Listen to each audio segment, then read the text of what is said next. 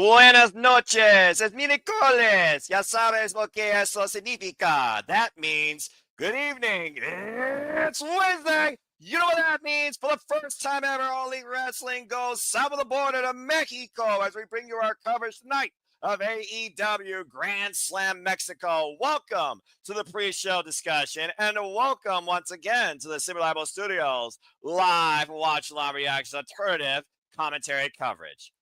Hello, everybody. Yo soy the Simple Man. My name is Noah Foster, and welcome back here once again to the Super Live Studios. You know what this is. You know what we do. Of course, we cover all the wrestling here. And figure those that are tuning in, whether live or on demand, please like, subscribe, comment, tell a friend. And if you want to dictate the conversation, donate, of course, super chat or, PayPal the passion. It's truly as simple as that. We got a special 2.5 hour show tonight. I will not be alone on the call, believe it or not. And again, shout out to my brother, of course, Mr. Reliable Walter Cruz, who, of course, is handling a lot of personal business. I hope everything's going well for him. He's probably better off than me because I already got a bad back as it is. But again, this is what we do here all the time at Simba Studios for all the biggest shows, pay-per-view specials, PLEs across all things wrestling, particularly WWE, NXT, AEW, TNA, ROH, NJPW, Independence, including but not limited to GCW, HOD, MLW, NJPW, and so much more. So, Fett, good to see you as always. So, without further ado, we got about 20 minutes or so to kill. Apologies for the delay, priorities of our passions, but hey, here we still are. Let me go ahead and get right into it and talk a little about this card. Again, this is the first time ever AEW comes to us from Mexico, particularly Arena, Mexico. And of course, that's played home to many of the greatest professional wrestlers, luchadors, and luchadores across multiple Mexican promotions, including not limited to AAA. And of course, we're covering tonight in Consejo Mundial de Lucha Libre, also known as CMLL. Of course, that promotion has been going on now since the 1930s, as I previously disclosed. Indeed, it is, Fan. It's always great to have you here. Matt, it's great to have you as well. I'm doing well, except my back's kind of screwed up, but I'm here bringing the passion and all the wrestling covers that I can. So here we go. And I guess I am not alone because a man that is very fond of Lucha Libre has finally joined us. So once again, it's your All Elite duo since day uno, James Hebert. James, it's good to have you back here once again on the call. ¿Dónde estás? How are you feeling this evening about AEW Grand Slam Mexico? I'm looking forward to it because it's going to be a good lucha thing. See. All right. Well, why don't we go ahead and get right into it, by the way. And shout out to my friend Sandy. And again, she's always multitasking. Love you, Sandy. Muchas gracias. Let's go ahead and talk a bit about this card, shall we? I'll go into more history about CMLL and more about the CMLL athletes, of course, once we get into the show. But let's go ahead and bring people up to speed. Because again, time is money. Time is money, right? Well, speaking of money, do you all know how much 4 million pesos is in United States currency? Well, allow Google to tell you. That is $210,113.83 American. And these four men are going to have a lucha four-way for 4 million pesos in a high-flying fatal four-way match. Máscara, Dorada, Ricochet, Hologram, and Lio Rush. Now, of course, we know that Hologram is undefeated still. Of course, ooh, that was weird. You're fine. I do have start here, folks. So, again, if technical difficulties happen, apologies in advance. A Hologram, of course, one of the athletes that you have become very fond of, James, still undefeated in AEW, of course, came to us from CMLL and came to us from Mexico. Máscara Dorado, of course, very well. He, of course, previously goes all the way back to WWE, Lucha House Party, of course, been heavily involved in AEW and CMLL. Ricochet, former member of Bullet Club, very dastardly lately with a pair of scissors, and Lio Rush might still be one of the fastest men alive when it comes to junior heavyweights and cruiserweight wrestling. So, what do you think of this four-way dance, and who do you got taking home the money, or the pesos in this case? For me, I would like, personally, this is me, I would like it to be Hologram, personally, but I don't see it. The only other person that really makes sense is Lio Rush, purely for gimmick. I don't know if he still kind of goes by the man of the hour, but that I go back to that because, guy, rich kid, money, that whole presentation. And he kind of took that from NXT to, AEW. But my heart says Hologram. My mind says Ricochet or Leo Rush, but so I don't know. Unfortunately, Dorada's taking the pin, so I guess I'll just have to go with the smart pick and go Ricochet. It's obviously Ricochet. It's one of those things also where Ricochet, of course, he's still in recruiting. And by the way, if you guys want to follow with us, we'll be watching on Max. You can, of course, watch along with us on Max or TBS. It is a special live 2.5-hour event tonight. Or I believe it is live. And of course, Hologram has been with AEW. And of course, AEW, ROH, and CMLL just had their own super show yesterday that my brother, the Kanji King, of course, caught. I haven't yet because I had to work. And Hologram already coming off a win against Neon. Very competitive match. It's one of those things. I saw that. That was a really good match. Well, again, CMLL, the oldest Mexican Lucha Libre promotion in Mexico, I believe, been around since 1930, as I previously talked about. Yeah, they got a lot of history of Lucha Libre, just saying. That being said, it's also one of those things, though I look at this, feel like, who needs that money, and are they actually going to convert it to American currency? I mean, if it's pesos, you would go with Prime, Máscara, Dorada, or Hologram. You also think about, again, are there any bad tensions amongst any four of these men? I mean, we could probably talk about history of Máscara, Dorada, and Hologram, but where does that leave Ricochet and Leo Rush, where we're kind of looking at two heels, two faces, and the faces on the Mexico side of things, Lucha Libre. So it's a unique four-way here, and don't blink. And I feel like James is going to lose his voice during this. Yeah, this will be fun. Right? The only thing that won't be fun is when Ricochet inevitably wins, because I don't like Ricochet and how he acts on social media. But other than that, it should be fun. Well, how do you feel about our American hero as MJF looks to take a mask from Mistico? MJF going one-on-one with Mistico tonight. Yay! Enough said. So why don't you go ahead and talk about this match, James? What do you expect, especially after what we saw last week when he took him down Summer Blockbuster in La Mistica and forced him to tap out quite emphatically? Yeah, I mean, it's going to be an interesting dynamic here. This is going to be MJF's first singles match, I believe, under the Hurt Syndicate umbrella. That is correct. Not his first match in Mexico, though, because, of course, when he was American champion, he defended successfully against Templario. Yes, he did, and what was a hell of a match when you actually watch it back. I encourage anybody to go watch it. And if you've seen Templario on MLW, you're in for a treat, that one. Accurate.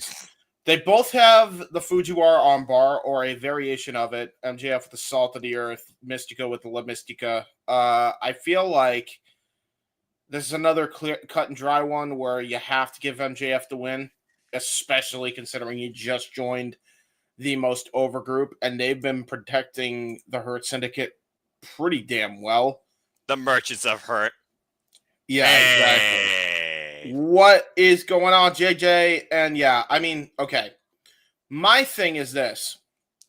There's no way that MVP is not going to get involved and give him a win dirty. That's definitely happening. I mean, that's been kind of the deal with the Hurt Syndicate matches, and I feel like that's definitely going to play a factor here. So, yeah, but it's one of those things also where, yeah, he could beat the man, but is he out here to beat him because he's better than you, or is he out here to embarrass him, embarrass Lucha Libre? Because, again, he's our American hero, and how do you embarrass Luchador in their home country, let alone their home turf, CMLL, Arena Mexico? You take the mask off him. I think we haven't seen the last of Speedball, Mike Bailey, Kevin Knight, or particularly the man they assaulted last week, Commander. And I do think there's going to be more aftermath than bell to bell when it comes to this being more just about a match, about a mask. And I expect the Hurt Syndicate to be on all cylinders here tonight.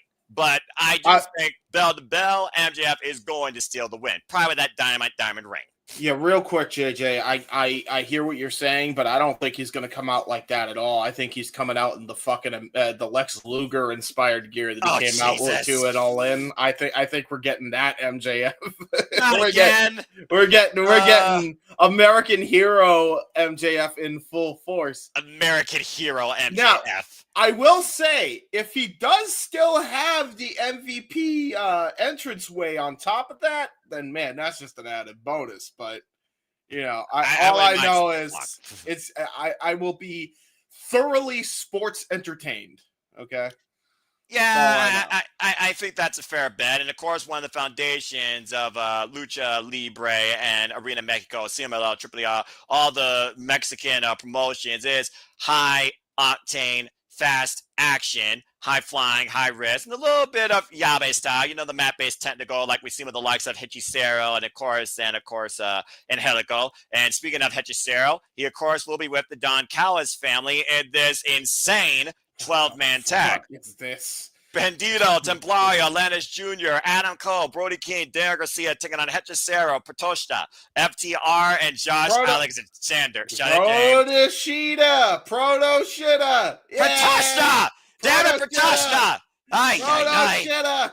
Oh, for the love of Pete, I'm surrounded by idiots. Anyway. Hey, listen, I took a mean Protoshita today. It was nuts, I'll tell you.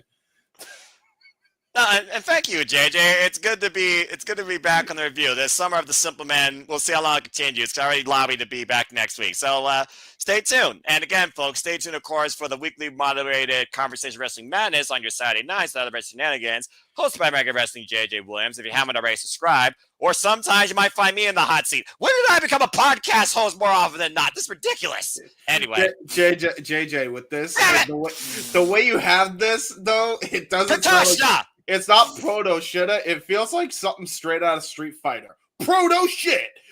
Rank A! Or, you know, a version of Hadouken. Pushota! Anyway. Yeah, that's fair, too. That's not too bad. Jesus. But, James, let's go ahead and try and break this down. And for those that don't know, yes, I did watch Dominion. If you haven't already, subscribe to Bad for Wrestling. I'm sure she's going to talk about it. We're also going to do a G1 Climax preview. And I did see what happened with the Alpha. Spoiler alert for those that did not watch NJPW. Beep, beep, beep, beep. He lost the Neverweight title to Bolton Oleg. So he is no longer the Neverweight champion. He stopped at V6, but an incredible match. I encourage you to go watch that. Anyway, We know the feud with the Paragon. We know this feud with the CMLL contingency, especially with Atlantis Jr. and his father, Atlantis Sr., when it comes to FTR. His father. Oh, no. Oh, you know what I just realized? What did you just realize? We're going to have Don Callis and freaking Stokely Hathaway on commentary. You're probably right. Lord help Tony Schiavone. Oh man, this is gonna be fun. Well, I want to hear Tony Schiavone go like full off fuck Mark Madden mode and tell them both to fuck off. I would love that. I mean, sometimes he doesn't give a fuck, and neither do I. So there you go. Also, beep, demonetized. Anyway, it's one of those things right now where, again, you look at Hechicero, you look at FTR, Protoshita, and Josh Alexander. You wonder who has to gain from this. And let's keep in mind, the Don Callis family has the numbers. You know Rocky Romero knows straight to Mexico, and Trent Beretta are not going to be too far away, along with Lance Archer. Yeah. While the Paragon, they basically have a Roderick Strong, Kyle O'Reilly that could come into play as well. And I do wonder if we are going to get more CML contingency. We got the Ring of Honor World Champion, the TNT Champion, former AAA tag team champions, if you all remember that from a bygone era. Former TNA World Champion, Ring of Honor World Television Champion, and Hechicero, of course, heavily accomplished. We talked about multiple times in CMLL. So, bottom line, James, who the hell gets something from this, and who do you got? Well, oh man, you know, talk about putting all the cooks in the fire. Here's the thing, because the heels were completely dominant in the last special. Like, Don Callis family were on top that night. I don't care what y'all tell me. They literally won both main event segments, even though the last thing on the show for Dynamite wasn't a match. They won, right? That's fair. So, like, Jesus Christ, they're up like 3-0. I feel like they kind of have to take a loss here, but they kind of swindled me when Hechicero was the one to get the pin on the fucking ending of Summer Blockbuster. So I feel like they could win here, but just because they've won so much from last week, I'm gonna just go with the babyface team. I feel like I have to go with the babyface team here. I mean, especially considering that, you know, at the end of the day, this isn't the CMLL roof. There's probably going to be whatever the fuck cross storylines are going on. So you have to imagine then Templario or Atlantis Jr. is either going to pin either Hechicero or Dax Harwood or Cash Wheeler. Yeah, you know? I don't see Konosuke, Kyle Fletcher, future challenger potentially for the TNA championship, and Konosuke And I don't see those 3 men being pinned. And I agree. I do think the baby face is needed here because we're also in Arena Mexico. You want some big moments. Don't be surprised, folks. You hear air horns, by the way, during this. It's Arena Mexico. Just buckle up.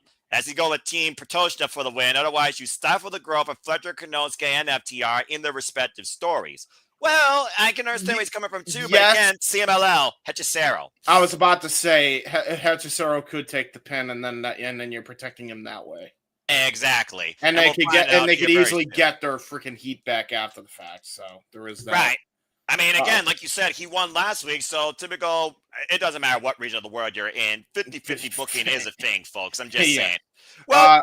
While you talked about this conglomeration, we got about 5 minutes, of course, as we got the events coming soon right now on Max. I'll be quick. Beach, Peril. Let's go ahead and talk about Mark Briscoe versus Kazuchika Okada after Mark Briscoe saw what happened to Kenny by God Omega last week. Looking to take a pound of flesh in blood and then some from the still AEW Continental Champion. Do I need to say much more here? James, what's the word of the day? The word of the day is vengeance. That's what Mark Briscoe is trying to. First of all, I hope they air this promo on the show tonight because the promo he cut, for social media, this should be on TV. It was so good. I don't know why they don't air that on TV. I agree. It's on TV. That made me want to see this match. Even though I know Okada is clearly going to win because you're not going to have him lose. You're not having him lose before the big title match. There's just no way that's happening. Yeah, but now with Don Callis' influence, you almost wonder Don Callis is going to escort this man. Yeah, exactly. So he's definitely going to win. But hey, listen. And the word of the day is, in fact, beach. So, yeah. Peril. Well, that's the Mexico word of the day. Also, the word of the day, because Don Callis is one, is cabron. Accurate. Because he is a fucker. Anyway. Damn. Well, that being said, I think Mark Briscoe is going to get obliterated, but I do wonder who's going to come to Mark Briscoe's aid afterwards. For someone from CMLL, someone from Conglomeration, like, how many elbow drops do we get after the match, and how much of a statement does Kazuchika Okada keep sending to Kenny Omega, where I don't know at this point we're going to see Kenny Omega before Go Home Week to All In at this point, but I cannot wait for this freaking match on July 12th. Neither can I. It's going to be a doozy. Well, what may not be a doozy for most people, and I don't have the Price is Right sound effect here, but James, in your best professional way, let's talk about the CMLL World Women's Championship with Sucius versus Mercedes Moné. Yes, real quick. Yay! Siuxis. I haven't seen her since the Man Classic, but also, boo. Mercedes is winning. Boo. Well, again, though, is Mercedes focused so much on these, let's just call it what they are, mini titles versus the title? Like Timeless Tony Storm says, she only needs one to define her. She needs insert number here. And it's almost like that pressure of proving you're the best everywhere. There it is. I feel like Moné's setting herself up for a downfall here. Mercedes meat. What the fuck? Okay, you lost me, bro. Okay. Well, anyway, Susie is, of course, former partner. Hey, listen, she does have some meat in the form of Frank the attorney, okay? So that is a thing. Well, here's the thing. She also doesn't have to win the title. She can still win the match. To your point, guys, she hasn't been pinned. She hasn't been submitted. But it doesn't mean that she can't get pissed off or get disqualified. Things work a little different down in Mexico. I'm just saying. There are also crooked officials. Very biased officials, too. So I don't think she's winning the title. But I also don't think that Sucius is going to let this fly by either. This is not the first time we've seen these two go one-on-one. Of course, Sucius went to bat for Stephanie Valkyrie before Stephanie faced Moné, of course, for the NWA Strong Women's Championship. Yes, I've heard that thanks to the King. So, Frank the attorney is scoring, buddy. Frank the attorney, what the hell, dude? The fact that I will say, I don't know if anybody paid attention and peeped it on social media, but the fact that Mercedes literally like joked about that is like, I'm gonna sue you all with the tongue money emoji was the funniest shit ever. Because that was in reference to the fact that Frank is supposedly a lawyer. Also, real quick, boo, boo, Young Bucks, boo. Yeah, you want to talk about multiple stories? Why don't you talk about this one right here, where the biggest story on the screen is not even on the screen, but could be in Mexico tonight? Yeah, I mean, you really want me to talk about it in full detail? No. Death Riders win. Boom. I don't know, man. I think the Opps and Swerve and Ospreay, especially we heard from Heyman last week, I think that the opposition's going to get the win here, honestly. I hear that, but the Opps have already gotten the Death Riders once. They're not going to get, actually twice. They're not going to get them again. Well, I guess we'll find out here momentarily as my screen just changed, which means it's about time that we head to Arena Mexico and see what this is about. I like the little VTRs they got here in the entrance. That being said, it's showtime. So once I see the power, you know what I'm going to do? I wonder if Excalibur's going to do an Espanol, considering, well, he literally is a luchador. Freaking commentator as well. Yay, we saw MJF with the fucking Uncle Sam hat. I think we're gonna get American Hero. And that being said, it's Wednesday. You know what that means. We are live from Mexico City, Arena Mexico, as AEW goes south of the border for the first time ever. Welcome, everybody, to our coverage of AEW Grand Slam Mexico. Hello, everyone. Noah Foster, James Hebert on the call tonight, your original all-elite duo. We got a stat card here. We got a capacity arena. Yes. As we go down to Justin Roberts for our first match of the night. James, ready to go? I am ready to go. Oh, what the hell is this? Huh. Was not scheduled to be here. Well, Red Dead Redemption went down to Mexico with John Marston. Looks like Heyman and Page decided to go down there as well. We're starting off with the Cowboy. And of course, we know, James, he will challenge for the AEW Championship at All In. Yes. Yes, we do. That's what's going to be. I don't even know if he was scheduled tonight. Correct me if I'm wrong. This is an impromptu deal, huh? Yeah, well, I mean, after what he literally was gagged and tied up and hogtied last week, where John Moxley says you need to focus, and he stopped Claudio Castagnoli from breaking his neck. You know Heyman's got a lot on his mind. You also got to consider what Heyman told the Bucks last week. Where's Heyman's head at right now with everything going on with Will Ospreay, Swerve Strickland? I would think that he's focused, but I still think he's a little bit distracted.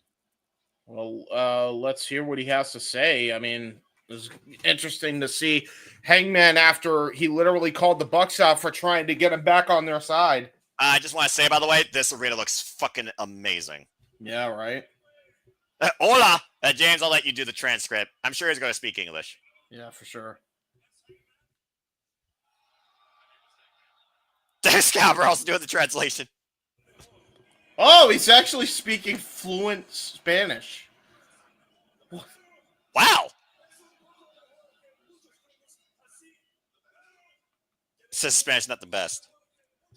He's actually he's better than me. Thank you, Scalper, by the way. But hey, man, how about some English?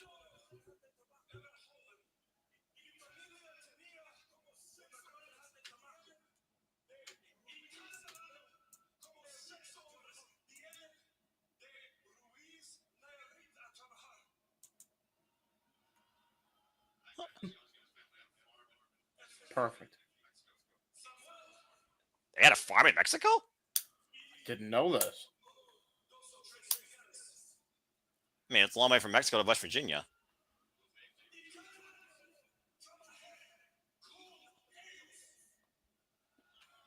This is impressive.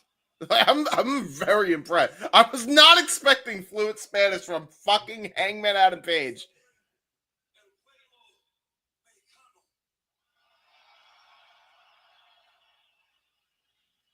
Huh. No.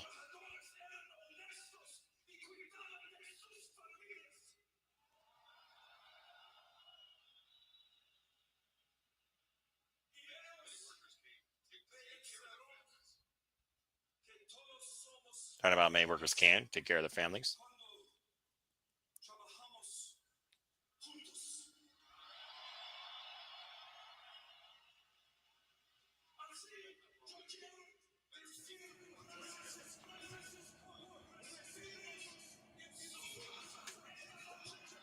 Dude, he needs to be a big star in CMLL like today.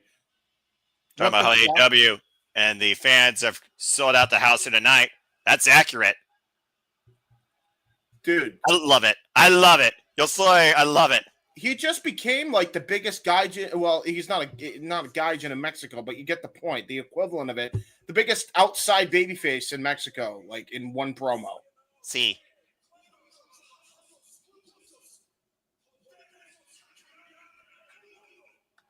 Dude, this is unironically his best promo ever. Ever. And he's speaking a whole different language. It sounds way more intimidating, by the way. I just want to point that out. Well, thank you, Excalibur, for the light translation, by the way. Uh-oh, now we're going to address Jon Moxley. I heard that loud and clear. Yeah, I understood that.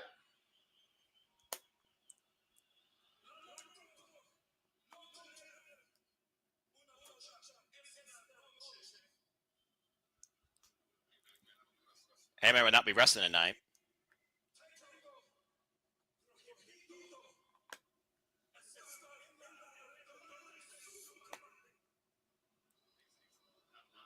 Dude. He's not loud. Yeah, Scully. Me too, brother. Like, I can't believe what I'm hearing. He sounds better in Spanish than he does in English, by the way. And I love Hangman Page, by the way.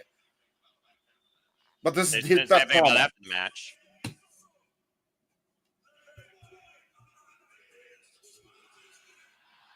Wow. I think I know what he said there, and I don't need to say that on air. Yeah. They're chanting it too. They're chanting it too. Of course they are. They're freaking Mexico. Oh, man.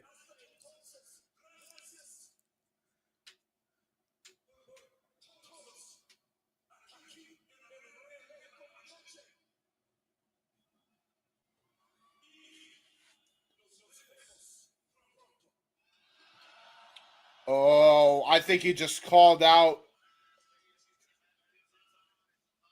Oh, okay. He's going to have his eyes on Jon Moxley, most certainly for the night, but he's ready to see everything kick off here. What an opening statement by him and Adam Page. Again, the next challenger for the AEW World Championship, bringing Mexico in fuego. Bro, like... That was incredible. Dude, I really was not expecting him to speak. That he's the biggest babyface in Mexico outside of whatever luchador they have. Where do I begin? Brother, okay. And it looks like we have a change-up, actually. Instead, we have the Portals with the Death Riders and the Young Bucks. And then we got Mark Briscoe and Kazuchika Okada. Looks like right after that. Well, I think they're just running down the cards they usually do, James. And as we talked about so politely, we know that Sousa will defend the SEMA Women's World Championship against Mercedes Monet, the CEO, looking to add more to her portfolio in pesos. Speaking of pesos, here's a match for you for 4 million pesos. There you go.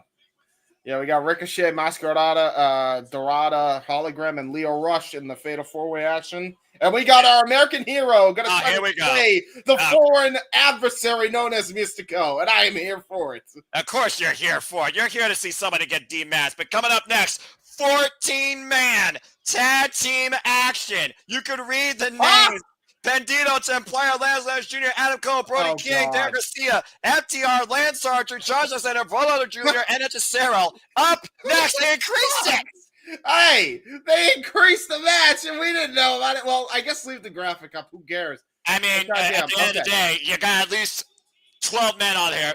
Justin Roberts, bring us in. Oh, God, they're coming out in the Frogs outfit. Hey, Los Frogs. Oh, yeah, Los Frogos. Yeah. You're damn right. Oh, Silencio. Shout out, by the way, to Scully with the $2 super chat. What up? Appreciate you for tuning in. Appreciate everybody for tuning in so far. Stokely now takes the mic. James, please transcript. He says, I got some good news and I got some bad news. Due to things beyond his control, Cash Wheeler will not be here tonight. Probably something to do with the gun incident. The good news is Big Stoke, the third member of FTR, is here and will be taking his place. He's the Gato. He's the freaking Gato tonight. Oh, He's getting the fall. Let's freaking go.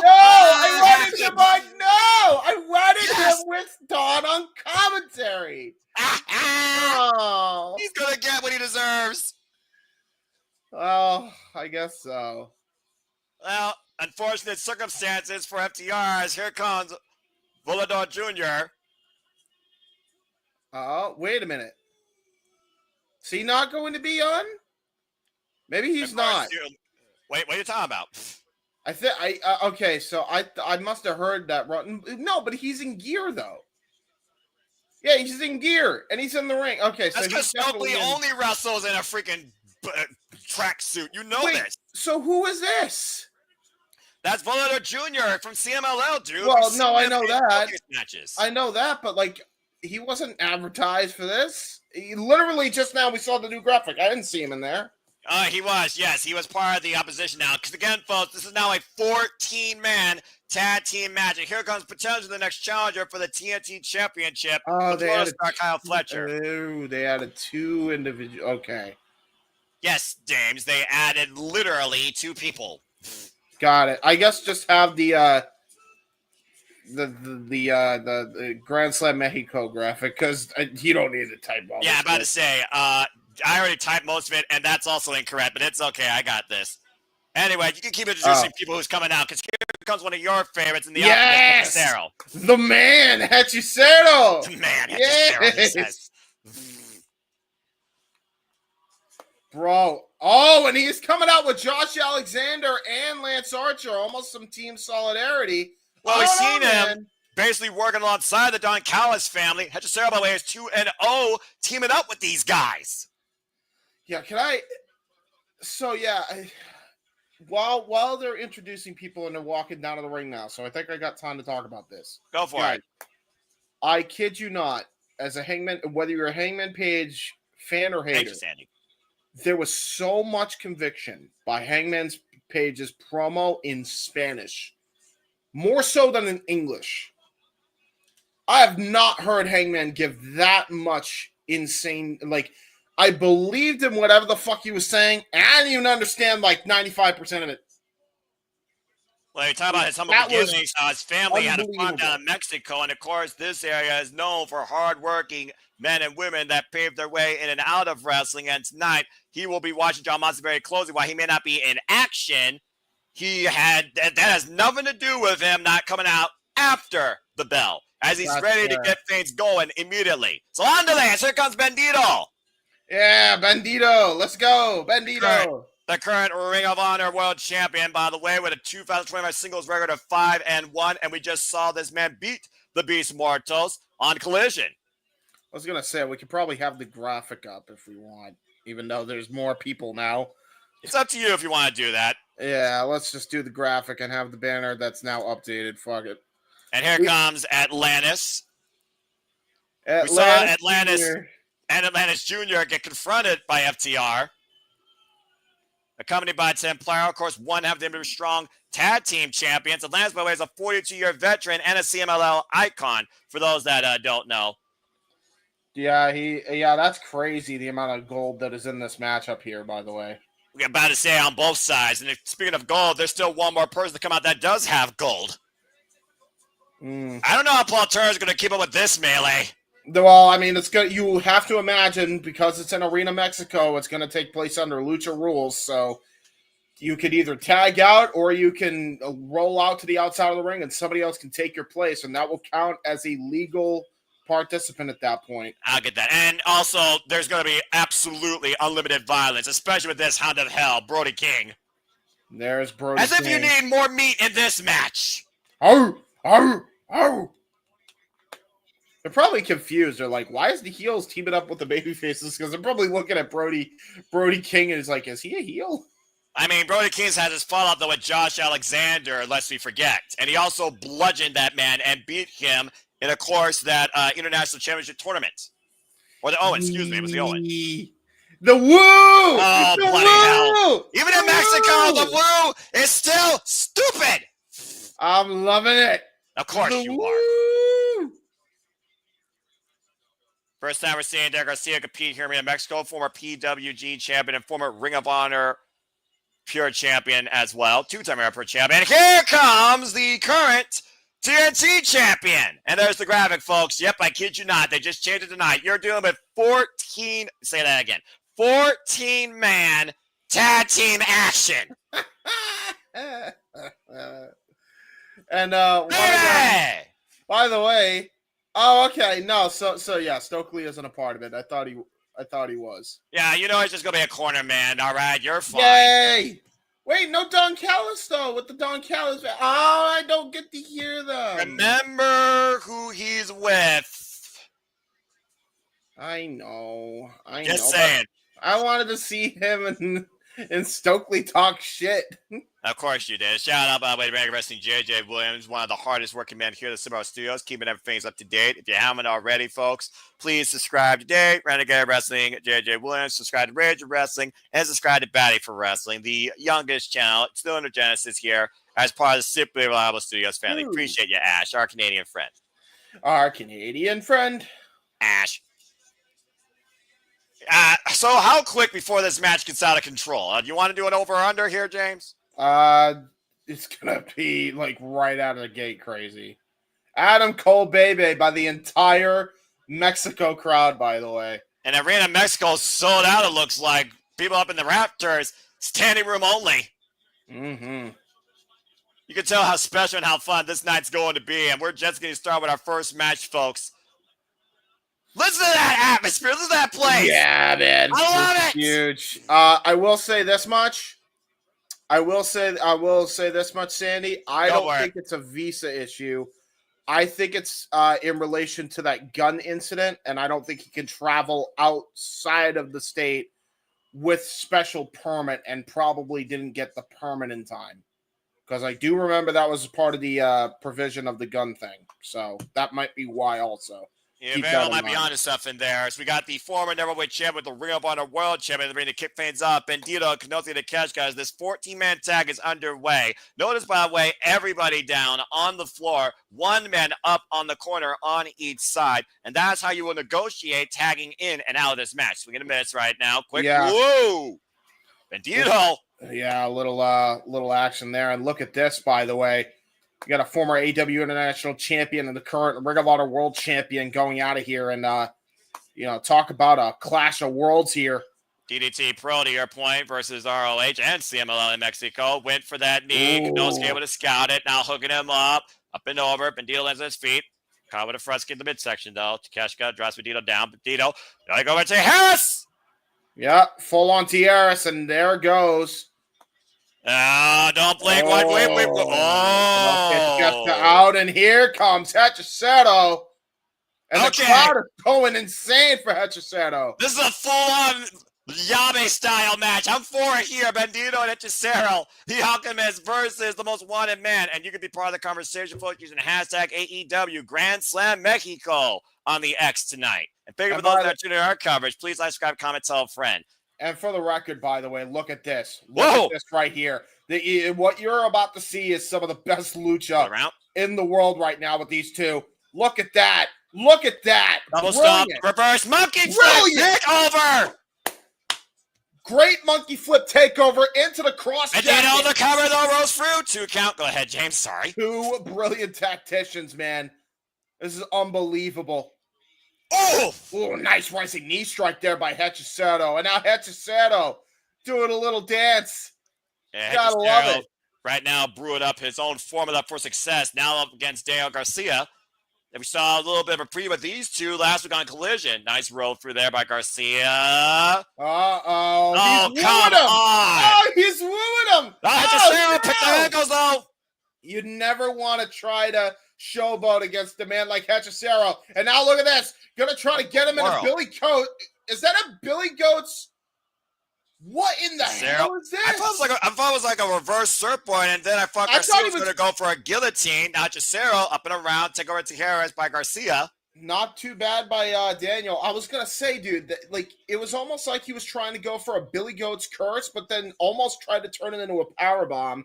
And the only reason he couldn't get it off was because of the weight disadvantage there and the lower center of gravity executed there by Daniel Garcia. Basically turned himself at a dead weight. Now we got him and Dax Harwood in the ring. And right now we got Dax Garcia. Dax Garcia with a clothesline. Almighty Christ. And here comes Atlantis Jr. And we saw what happened when FTR insulted Atlantis Jr. and Sr. as two fathers were fighting Pride to Mexico. Up and over. Atlantis Sr., of course, the father of Atlantis Jr., former Ring of Honor, World Television Champion, up and around. Nice sling blade. Wow, he's getting booed. Cover. Two. I don't know if you're catching that, but he got booed. And Templario getting cheered here. That probably is a bit of a rivalry here. I mean, like you said, CMLL still probably knows what these two are about. Wow. That was a great combination of move offense. Templario with the cover. You what? Canada was bizarre. Mexico was even more bizarre, and you're going to learn that tonight, James. Oh no, I'm well aware. That was a great drop. A nice crossbody there by the new guy, Valador Jr. Ooh, if you've been following Fantastica Mania and NJPW, you know all about this guy, as Sandy was pointing out earlier. There's a reason why I know a little bit more about CMLL than AAA. Thank you, NJPW. But now Templario, Atlantis, take over T. Harrison Stereo, taking down Valador and Dax. Dax taking down with a super kick. Valador rocks Atlantis with a super kick. Yeah, see, that's crazy to me because Atlantis Jr. is getting booed here by the Mexico crowd. Templario now face-to-face with Valador Jr. By the way, that drop kick into the German suplex by Templario and Atlantis Jr. was great. Wow, he just ripped the man's shirt off. Well, I'm not sure what that was about, but there's clearly some heat here between these two competitors. And here comes the lucha action. Yeah, about to say, it's been lucha nonstop, James. Again, nice tickle tears out of the corner by Templario on the Busha-Rooney. Sorry, Templario Rooney. I call it the spinner Rooney regardless. And now look at this. Going to flag. There's a nice Pillsbury flop type maneuver onto the outside. Sasuke special, James. Oh, that is true. That is the Sasuke special. Oh, Lord. Oh, boy. Brody King and Dax. Okay. And there's the wolf. Lance Archer. Meat. Yes, the big man. I don't need to talk about this in Mexico. This is as English as it gets. Yeah, pretty much. This is very much Big Hoss versus Big Hoss style action. And Team there shot. is brilliant there by Josh Alexander getting involved. But a nice shot block there by Adam Cole. And Archer sanded Josh Alexander's torso. Now double team by Adam Cole and Brody King. Adam Cole isolated with the Murder Hawk Monster with the Shining Wizard. Brilliant and now Brody King. Oh no. Death Valley driving Alexander on the apron. Welcome to Mexico, Josh. Oh, and look at this TNT Championship preview to happen again. Kyle Fletcher and Adam Cole squaring off. Kyle Fletcher said he didn't ask for the fan to get involved in their match, of course. That ended in disqualification. Now, Adam Cole, of course, has been waiting to get his hands on Kyle Fletcher for the last few weeks. And now Fletcher. Oh, God. Nice dragon suplex there that time by Kyle Fletcher. Usually opts out for a half and half. And here comes Atlantis Sr. coming in. Double nice takedown. Ooh. The old man's got some fight. We saw that against Dax Harwood a week ago. You were talking about he was just throwing potatoes at him. He was, and he's throwing potatoes at Kyle Fletcher right now. And Kyle Fletcher, to his credit, he's throwing them right back. Oh! Insecurity by Atlantis Jr. A little bit of a son and father action here. Bandido, bang! What a super kick. Target on sight. Jumping knee strike. Protostar getting rocked and chopped and shot by all sides here. Up and over with the boot by Garcia. Yeah, I think Adam Cole wanted in on the action, and he feels left out here. Oh my God, what the hell? Oh, this insane 14-man tag team match will continue. Remember, start quiet picture on TBS. Otherwise, you're on Max Fuck Television either way. Oh, this is already fucking insane, and I love it. So I'm just gonna say this. Go for it. That was a mucho pose. I'm about to say, what a freaking shot, by the way. Atlantis, by the way, has been wrestling since 1980s, by the way. Has a championship glory since 1984. His last title accolade was back in 2015, where he held the Mexican National Lightweight Championship for 1,170 days. He's been a multiple-time CMLL World Champion and World Tag Team Champion. That's Finge all day. I agree. Finge is amazing. Yeah, he's another luchador in CMLL. He's fantastic, actually. That's fair. And he's been involved, Atlanta's been involved in CMLL, particularly since 1991. Oh, my gosh. Yes. Actually, most lively crowd since the Wales show before All in London last year. I mean, there's been some wild, lively crowds, especially international-wise for AEW, but also domestically for AEW as well. But yeah, this is definitely one of the loudest crowds I've heard in quite a while, probably since Australia. Yeah. Can I ask everybody here, and maybe somebody knows the answer to the 12 viewers watching here, does anybody know why Atlantis Jr. is getting the goddamn visceral reaction? Like, he's getting like John Cena 06 levels of boos here. I think him and Valdo Jr. might be involved in a few, but they also, I mean, that shirt might have some sort of like value to it as well, for all we know. I didn't get the full glimpse of the shirt. Yeah. Mexican crowds, along with Japanese crowds, tend to be the loudest among all crowds, even some American crowds. This is true. I said it once, I'll say it again. The most passionate fan base for professional wrestling. Professional wrestling. Is Japan or the UK, but Mexico tonight might give me a run for their money. Whatever you call it, even listen, pro wrestling always makes me sports entertained. So that's fair. On all fronts. Just curious, because it's wild to me that because we're thinking, especially if you watch the American scene, like you're seeing Atlantis Jr. and Senior being treated like heroes, right? Yes. They go over here, they are booed out of Arena Mexico here. Atlantis Jr. is has been tag teaming with the likes of the name that you were talking about in the chat, Espinage, and Mistico in trios and tag team matches against the likes of Valdo Jr. and Hechicero and Angel Del Oro. So yeah, there's a rivalry there. All right, well, there you go, I guess. Damn, that's a lot. Well, again, there's a reason why I do my research ahead of all this and why I constantly look at all things wrestling. Far more than anything American, if I'm being perfectly honest. But AEW seems to show me more of that international flavor that I love, especially with NJPW. We are back here, capacity crowd on hand, Arena Mexico, Grand Slam Mexico, 14-man tag team match, and we got the walking weapon, Derek Garcia, with a nice swinging neck breaker. Yeah, great swinging neck breaker, and now look at this. Garcia going to try to go for it. Looks like he's actually going to try to go for a hot tag to Bandido. I don't think it matters here to Lucha Bass. He got it anyway, though. And we have our world champion now with the former longest reigning TNA world champion, the walking weapon, the most wanted man. Something's got to give her. Shout out to Josh Alexander, by the way, the new Maple Leaf Pro Wrestling heavyweight champion. Josh in the midsection off the road. Bandido. Are you kidding me? Are you serious? Overhead military press power slam. Bandido is insanely strong. And he's going from strength to agility here, Noah. Going to try to go for the frog splash. Oh! Watch out, Alexander! Nice belly-to-belly suplex by Alexander. Uno, dos, no! Wow, man. Deep hook of the leg, but Bandido gets the left shoulder up at 2. Yes. Takeshka now legal. And it looks like Josh Takeshka might be looking for a double team here. Bandido finding out the attempted doomsday device. Josh sent it to his partner. Yeah, that was not going to end well for Bandido if he got hit with that. Now Templario in. Nice super kick. And now we got Bandido into Templario. Opposite corners. 4 men. I sense duo disaster. Yeah, I do too. Oh, boy.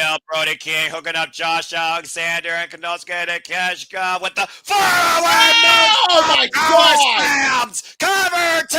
No. Dude, that's absurd. Are you kidding me? And he getting out hard, though. Oh, and Kyle Fletcher just rocked Templario. Now Bandido squaring off against Kyle Fletcher. Yeah, what a clothesline by Fletcher. Inside out. Nice super kick, though, by Atlantis Jr. He's right now Fletcher down. Shit, still. Uh-oh. Frog Splash incoming. Nope. Josh Alexander able to take Atlantis off, much to the Mexican crowd's pleasing. Yes, exactly.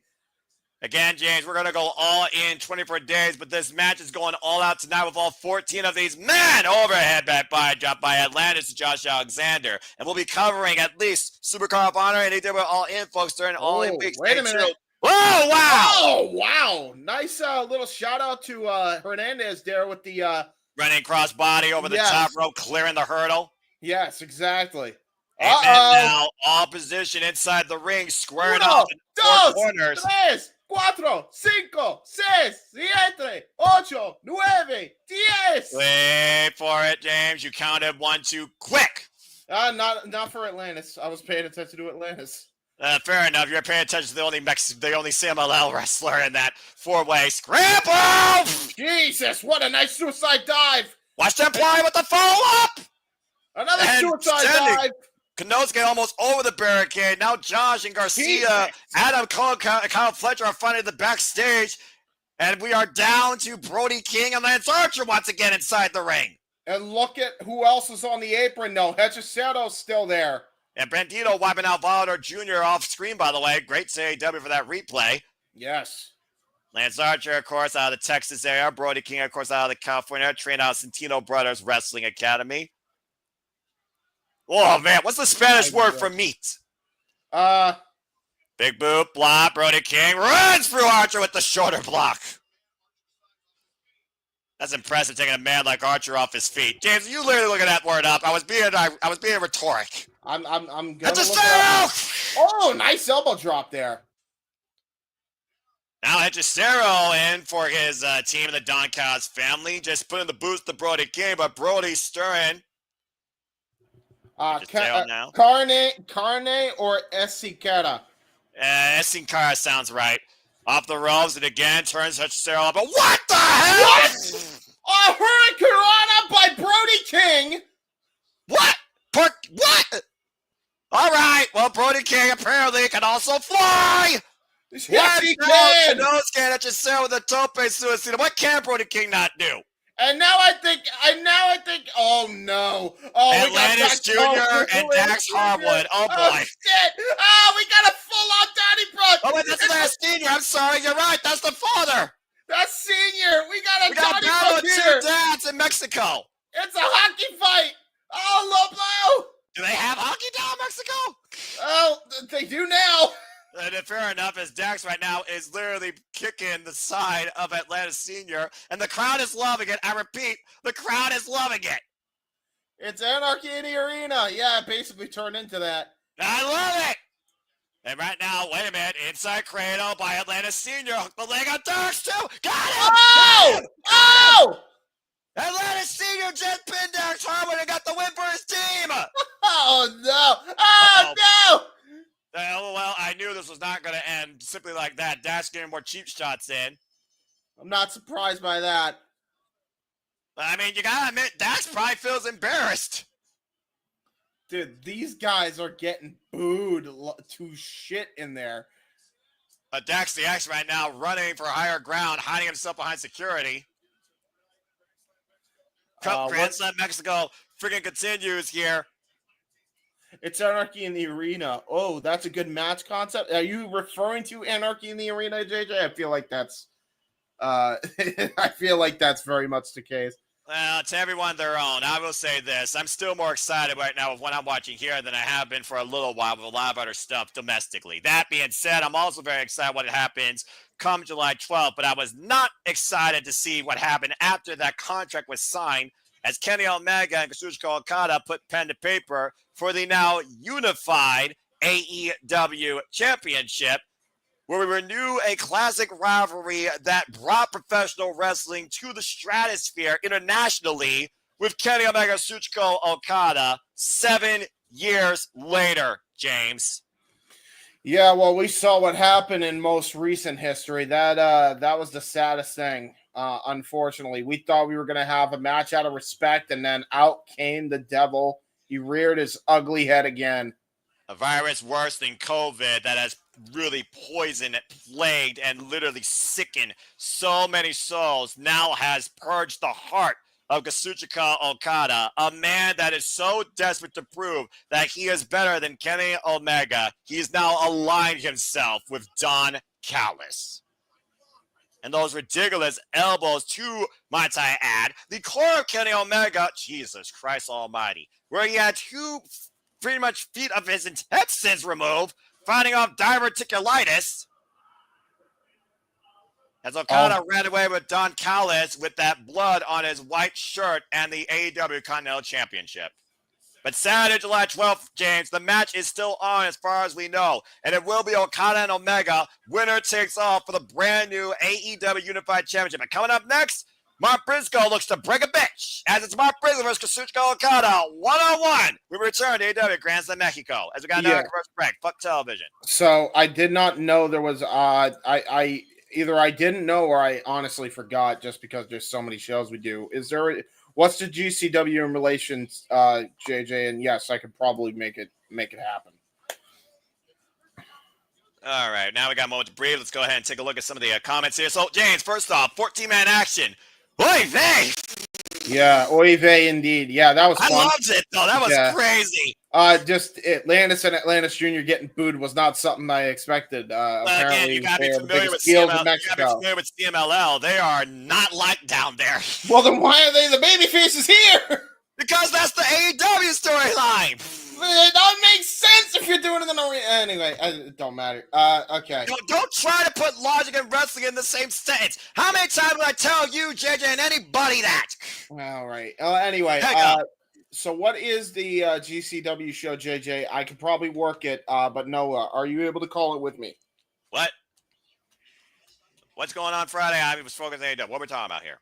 Apparently, there was a GCW show Friday, and JJ has work, and he was wondering if you could fill in for him. And then I guess I'd be the color. I'd actually be the play-by-play since I've been calling most of those shows with him, and then you'd be the play-by-play or the color guy this time.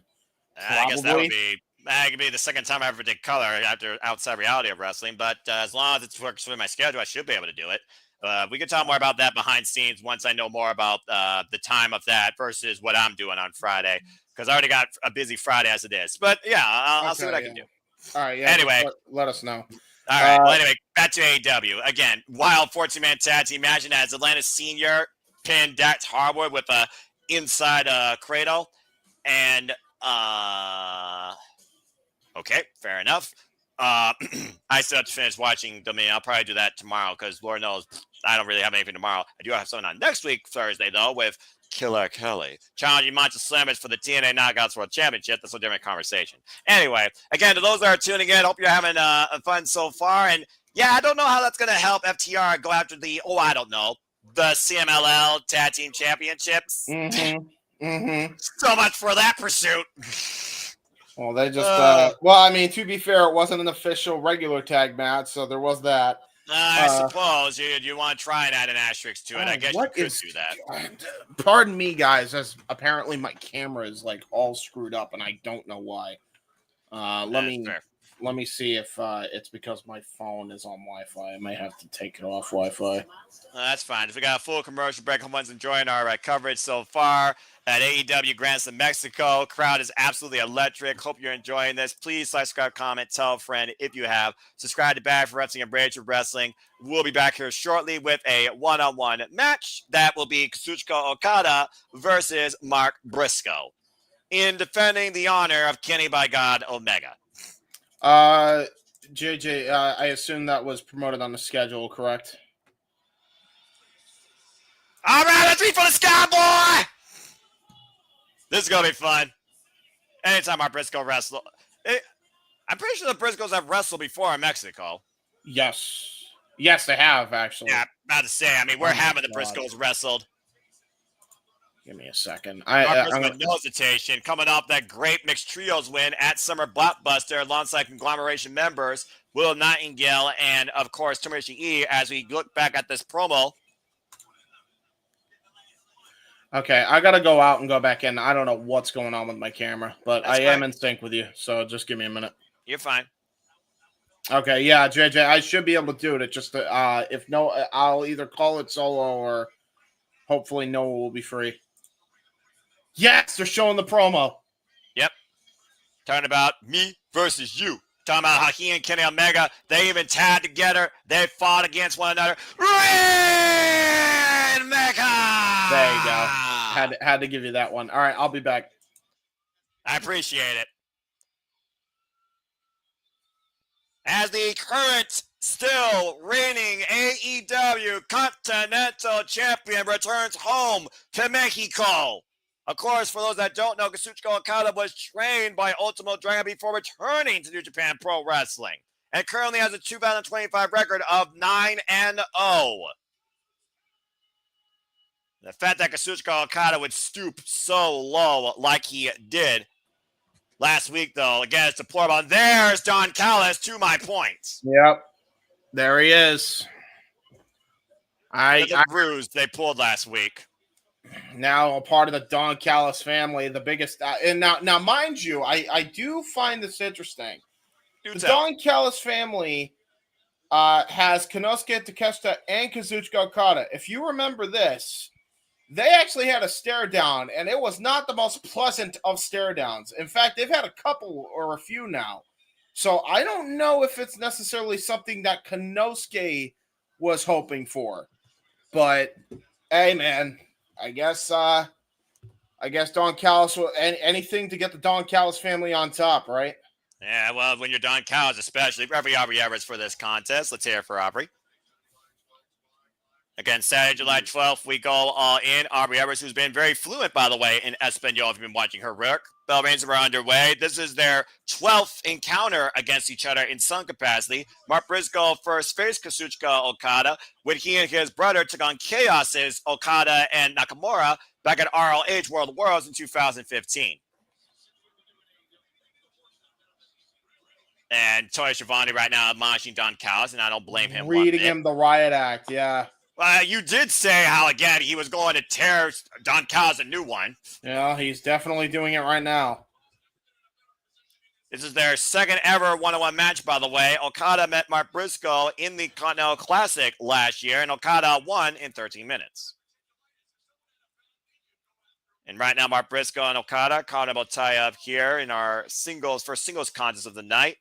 It is one of those things, though, where, again, the match on paper, you know the result. But, again, what is Okada trying to display? What message is Okada sending, especially after what happened last week, James? Yeah, this is true. I mean, well, I'll tell you right. Shoot. We're not on picture-in-picture anymore. Let me get that. Yeah, but I was saying, you need to focus on that logo right now. Why Mark Briscoe was looking to tried to focus. Yeah, tried to focus on a cannonball over the ropes. I do want to point out that, to your point, I think it just completely changed the game. I mean, remember, Okada was at his most dangerous when he had a manager. You could argue he was the top draw. He was the top dog in New Japan because he had a manager by his side. Now he's back. And by the way, it's not even that he needed a manager when he came into AEW. He won the championship from Eddie Kingston by himself, right? Now he has the manager. What can Okada do now that he has the manager of Don Callis by his side? I'm just saying. Again, Don Callis, for all his hatred towards everybody that's not him, and Mark Briscoe, Crane style, swing and a miss. Briscoe with the redneck kung fu, the knife-edge chops. For everything we say about Don Callis that is absolutely accurate, this is also accurate. He is a very dangerous man, but he's a very successful man. Again, Mark Briscoe with the Crane style. Okada, fake out. Oh! Brilliant. Redneck karate on full display by Mark Briscoe. Only Mark Briscoe makes something out of the Karate Kid actually work in reality. I'm going to just say this, by the way. While you were talking, I heard on commentary, it was uncomfortable for Excalibur to try to separate those two. By the way, they have two people in against them because it looked like Tony wanted to rip Don Callis' head off. Well, I don't blame him. Honestly, who doesn't want to rip the head off of Don Callis? I mean, you heard what he said last week. They're going to kill us. They're going to kill us. They freaking ran for the border, literally, last week after what they did to Omega. Who didn't want to get their hands on Don Callis? Should I mention that Don Callis hates Kazuchika Okada more than Kenny Omega? New Japan Pro Wrestling archive footage shows how his attitude was towards him. Yeah, well, time and money also changes a man's personality, and we've seen how many different birds that Golden Gooses that Don Callis has aligned himself with against Kenny Omega. Hey, listen, all I'm saying is he can join the conglomeration, and then you can have the Karate Kids as a tag team. Oh, for the love of Pete. Okada sent to the outside by Mark Briscoe. Of course, the first time Kazuchika Okada was involved in CMLL was 2006! Whoa! Nice cannonball there by Mark Briscoe. The crowd going nuts for that one. Against Bobby Jack, O'Hara, and Yankee Star. Of course, he was involved throughout CMLL throughout the duration of 2012 through 2018. Every time AEW worked the Fantastica Mania tour. Of course, trained, like I said, by Ultimo Dragon. Oh, man. Nice clothesline. Okada hasn't been involved in CMLL since 2019. Nice boot there by Okada. Yeah, Okada now trying to counter out of that. And again, the biggest strength of Okada is not... Wait a minute, hold that thought. Drop kick! Well, that's definitely one of them, but it's his mentality that says Mark Briscoe down on the floor. Yeah, and that's what makes him one of the most dangerous strikers in all of pro wrestling right now. Get Mark Briscoe, man. I'm going to get back in this match. Stay tuned. Wrestler Clyde, picture-in-picture, or for a commercial break on Match. Fuck television. Again, Okada trained by Ultimo Dragon, Yuji Nagata, a 20-year veteran, 37 years of age, already a legend in his own eyes, hard to argue, considering his decade pedigree in New Japan Pro Wrestling alone. And I think he's only literally lost a handful of times in AEW since he's been part of that company, James. Yeah, this is true. This is true. He has not lost a single match. Well, anyway, we got a momentary commercial break here. Of course, Mark Briscoe, he will fight anybody and keep fighting even when he can't fight no more. Again, as I talked about, Mark Briscoe and Kenny Omega, they do share a former history, previously tagged alongside one another together. Well, it wasn't always just Jay Briscoe that Mark Briscoe was with, believe it or not. Yeah, I mean, to be fair, I think those days have changed. Yeah, how deep do you think those days have changed? I'm just saying. Very deep, very deep. And again, Tony Schiavone, who's seen everything possible being involved in this business now for 50 damn years. You can only imagine what that ranked up as last week. Yeah, exactly. Well, anyways, we got a moment to breathe here again, just looking at the comments here. And shout out to those of you that are engaged within the chat. Safet, Sandy, JJ, Ken. He always tries to find a way to piss me off and succeeds, but I still appreciate him always. He's a good friend. Scully, Matt, Charles, Christopher Lakier, and, of course, everybody else that hasn't even commented but is watching on. Thank you all so much for tuning in. You make this possible. You, of course, progress the passion. Please subscribe, comment, and tell friends. We continue here. Again, folks, only 2.5 hours tonight. Keep that in mind. It's not 4 hours, so don't worry. You actually will get some rest, and then we finally can breathe for a moment before the milestone shows, and we go fucking all in. Yeah, this is true. I will say this much. Go for it, brother. He has never been a babyface. Okada has always been a heel. He just got over, and so he just became babyface by proxy. But his attitude has never, ever changed. Attitude may have never changed. What he stood for did. He wanted to make wrestling fans happy. It wasn't always about just him being at the forefront of that mentality. Things really took a turn when people like Kento Miyahara, Kaito Kiyomiya, this new generation, and Yoda-Tsuji, Shota Umino, wanted to step up and buck up to say, I'm already better than you, Okada, step aside. And that's one of the reasons why we see him here in AEW now. Yeah, and by the way, before he left, he schooled both those boys before he did. Yeah, and he did it in very heelish fashion. Yeah, it's also one of those things, though. Yoda-Tsuji never got the one-on-one since coming back as Gene Blast, of course, against Kazuchika Okada. And you do wonder if Yoda-Tsuji eventually wants to get his hands on the Rainmaker. I would not rule out Kazuchika Okada returning to the Cerulean Blue. I'm just saying. And I really think All In is going to tell me a lot about the future of the Rainmaker and the Cleaner. I agree. And by the way, Sandy, incorrect. The correct answer is Old Spice. Take away that logo, by the way. We're back here at AEW. Grants of Mexico. Again, folks, be part of the conversation. Hashtag AEW. Grants of Mexico.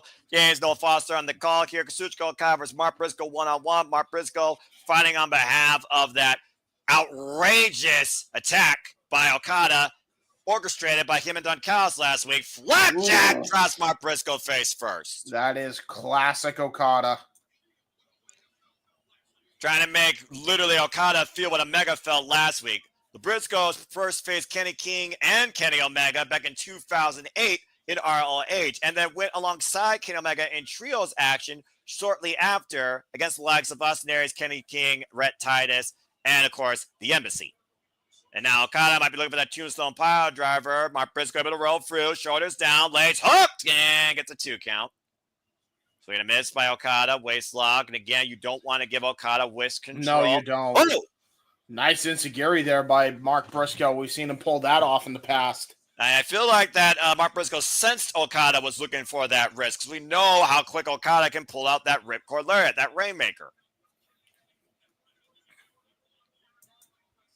Yeah, Don Callis. Every time I hear that man's voice, it just freaking rises my spine. A little bit.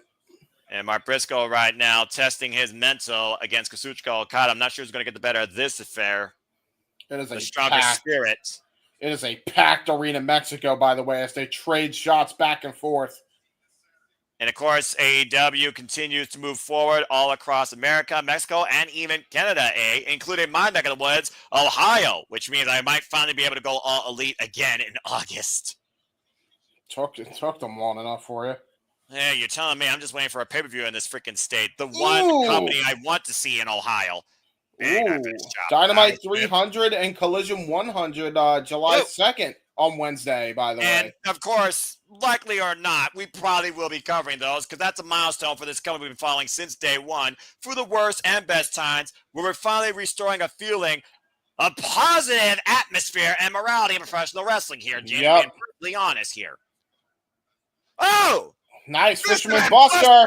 Got all of it. No. Almost got him with that Fisherman Buster. And you got to remember all the neck injuries and all the back injuries Okada's faced throughout his career, especially wrestling in that Japan ring over the years. You can say the same thing for Mark Briscoe, who's literally lost blood over the years in ladder wars, let's forget, including wars against his own brother. Double strikes right now at the back of the head of Mark Briscoe by Kazuchika Okada. No, look at now this. The Irish whip, hoisted up, flapjack denied, lands on his feet. Great roll up by Mark Briscoe. Okada, no idea though. Look at the confidence and Briscoe! Oh, there it is! Redneck karate uppercut.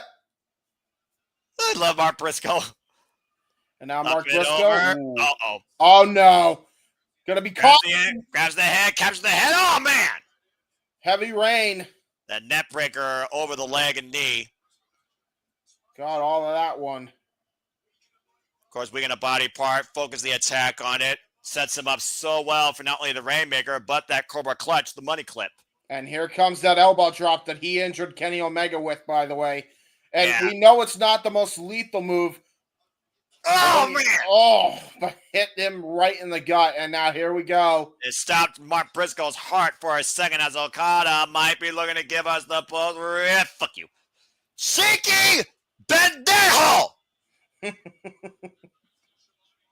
Mark Briscoe. Oh, man! Oh, no! He's biting the phalange! Oh, well, now he's biting it. He couldn't bite in the middle. Remember, he's got no teeth. Oh, no. Oh! Dude, it still hurts. By Mark Briscoe, because I got some teeth in his mouth, folks. Getting bit by a guy with no gums is just as hard. It hurts just as much as getting bit with a guy with a mouth guard, all right? I'll take your word for it. My Mark Briscoe looks to drop the elbow. Froggy-Bow! Froggy-Bow! He hit it back in! Oh, come on, no! God, wow. I thought that was actually it. They almost had me there. Oh, man. By the way, he does have teeth, which means it hurts the worst. There is part of his mouth that still has teeth, so he definitely could have hurt his finger there. As I talked about previously. And right now, might be looking for the Jade Driller that's put away so many men, including helped him win his first and only ever Ring of Honor World Championship. Got by Okada. Mark Briscoe follow-up, swing and a miss. Okada turns him around. Now the backslide, the roll through. Yep. Whoop. Oh, tried to go for the rain. Drop kick. Yeah, that's all he needed. He was looking for an opening. He was misdirecting Mark Briscoe like nobody's business there. One of the best sound counter punchers of the game. Rainmaker swing and a miss again. Get to the midsection. Mark Briscoe double underhook, looking to hoist Okada. Can he hook him up for the Jade Driller? Okada again, smart move, wrist control. No, again, Mark Briscoe able to scout it. Once again, positioning Okada. He's got him hooked. Almost got him up nice there. Counter. Oh, Tombstone. Oh, no. Tombstone. Tombstone. Pile driver. And that's all she wrote. This always sets up for the finale. Yeah, Rainmaker incoming. Smile to your point. Rainmaker. It is over. Count to 100. It's academic. Okada wins. Only takes one. 8 out of 10 times, James. Only takes one. That combination from the Tombstone into the Rainmaker has finished many of opponent. As Don Callis with his new money bag, the Continental Championship in hand as he goes to Kazuchika Okada in the ring, looking to go all in where we will crown the first ever AEW Unified Champion. And again, it's hard to argue with the influence of Don Callis, Okada losing in Texas. Unbelievable, man. And look at this. Don Callis celebrating here. I don't think it's over. Oh, no. God damn it. What the hell is this parasite doing? You knew it. You knew it. You knew it. You knew it. And look at this. Setting him up for Okada to hit him right in the gut with the championship belt. The Continental title over the face of Mark Briscoe. What is this proof? Like, you already beat the man. You got nothing more to do here. And Don Callis, this fucking parasite. Are you kidding me? Can someone just pack him in a bag and send him to the cartel never to be seen again? I think that's a bit harsh because nobody deserves to be with the cartel. He deserves that and then some. Word's ready to come out of Canada. He's playing a character. Nobody deserves to be with the cartel. He's playing, especially. Anyway, up next, MJF, our American hero, goes one-on-one with Mistico. A hell of a fight brought by Mark Briscoe. I said what I said. And again, fuck you, Don Callis, in any language. As we got another commercial break here, fuck television. Noah, for people like Omega, Naito, and Tanahashi, more That's than one. 8 out of 10 times. Not everybody, but Mark Briscoe, he's not them. Yes, however, Sandy, the combination of the Tombstone and the Rainmaker has put away all those opponents you mentioned. The only person it didn't was Kota Ibushi, I believe. Yeah, I believe you are correct, because I remember that shock and awe at Wrestle Kingdom 14, still one of my favorite matches ever. Again, this is an Okada that's desperate to prove once and for all he is better than Kenny Omega. He's never lived down the fact that Kenny Omega beat him for the freaking IWGP Heavyweight Championship at Dominion 7 years ago. 2 straight falls. He never got over it. Yeah, he went insane after that. And yeah, we've seen the man literally tag with him when Kenny Omega got the IWGP United States Championship and Okada got the IWGP World Heavyweight Championship. He never got over it. Not Omega later and not Naito later, but he did, in fact, finish them off at one point early on in their feud with the Tombstone Rainmaker combo.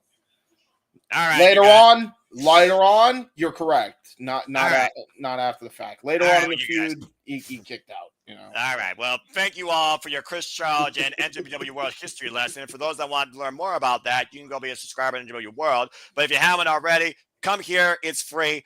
Be a subscriber today. Simple Album Studios. Subscribe today. Hebert 95. Subscribe today. Barry for Wrestling. Subscribe today. Rage of Wrestling. Subscribe today. Cassie 18 Studios. Subscribe to all of us here that continue to bring the coverage for all things wrestling. And if you haven't already, say yeah to No DQ and go check out things like the recaps and the review. I don't know how Aaron Briff's going to do with his Espanol or Lucha Libre knowledge of this show, but I respect the man nonetheless because, again, opinions matter. Your opinions matter too. So go ahead and give Aaron Riff some love at NoDQ.com today, if you haven't already, too. And stay tuned for more predictions and Cindy predicting and so much more to come here and throughout all of us across, well, basically the internet, Simple Album Studios and NoDQ.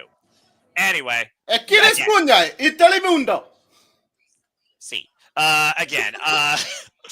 Took me a minute. I'm having too much fun. I'm having too much fun again. This is the happiness I need in my week. All right. Yeah, there's a cheap plug right there. Of course, the new Roundtable series you can check out as well with me and JJ and multiple people are answering questions in simple fashion, as I do. Others, not so much, but you know. Anyway, full commercial. Well, again, I mean, at this point, are we just going to watch Okada beat or bludgeon somebody week by week? Or is someone else going to dare confront him and Don Callis at this point? Like, we got a little bit of a ways till July 12th. So, again, the jury is out. This is true. All right. Not the result. It's the fact that fans applauded Kenny more in the Tokyo Dome than him. Yep. Well, I mean, maybe that's why he became the bad guy that we now know him as. I mean, again, money can corrupt anybody, as well as and jealousy. Hatred. Yeah, and jealousy. And that's what this is about. That's what this is about at the end of the day. Oh, no. Yay! And I see the red, white, and blue. It's time. I'm going to let James take control of the intros here, folks, because please welcome into Mexico, your American hero. Ladies and gentlemen, please welcome your American hero and mine, Maxwell Jacob Friedman, MJF, and as I suspected, he is rocking the red, white, and blue. Oh, boy. And there's the Hurt Syndicate dressed to the nines in tow to MVP Shelton Benjamin and the almighty Bobby Lashley. Of course, the AEW Tag Team Champions. They are in full force tonight, folks. The Merchants of Hurt, the Hurt Syndicate. Man, look at this, dude. Look at this. Got the American flag, Hurt Syndicate in tow. Is there anything right now that could stop Maxwell Jacob Friedman? I say not. It's a hard argument here where he might be more powerful than ever with the influences of the Hurt Syndicate behind him, or the muscle. And of course, we saw... Yeah, right. We saw last week that confrontation, of course, with Mistico and MJF after Mistico dropped MJF, and MJF looked to take the mask away from him. He's wearing a MVP styled getup. Look at this shit, man. What the hell am I watching? My God. This is incredible. And here comes the lucha sensation, my favorite luchador, the Mexican hero, Mistico!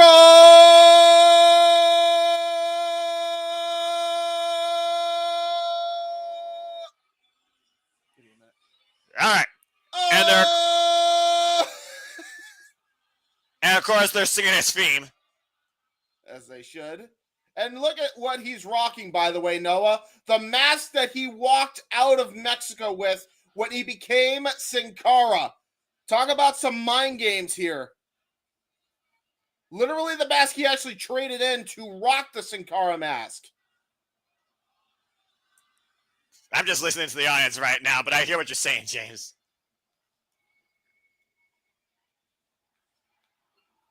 This is awesome. Man.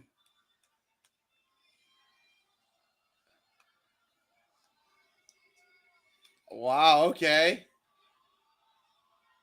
A lot of national pride here. Yeah, sure. There sure is. And look at this, man. He's rocking the Mexican colors.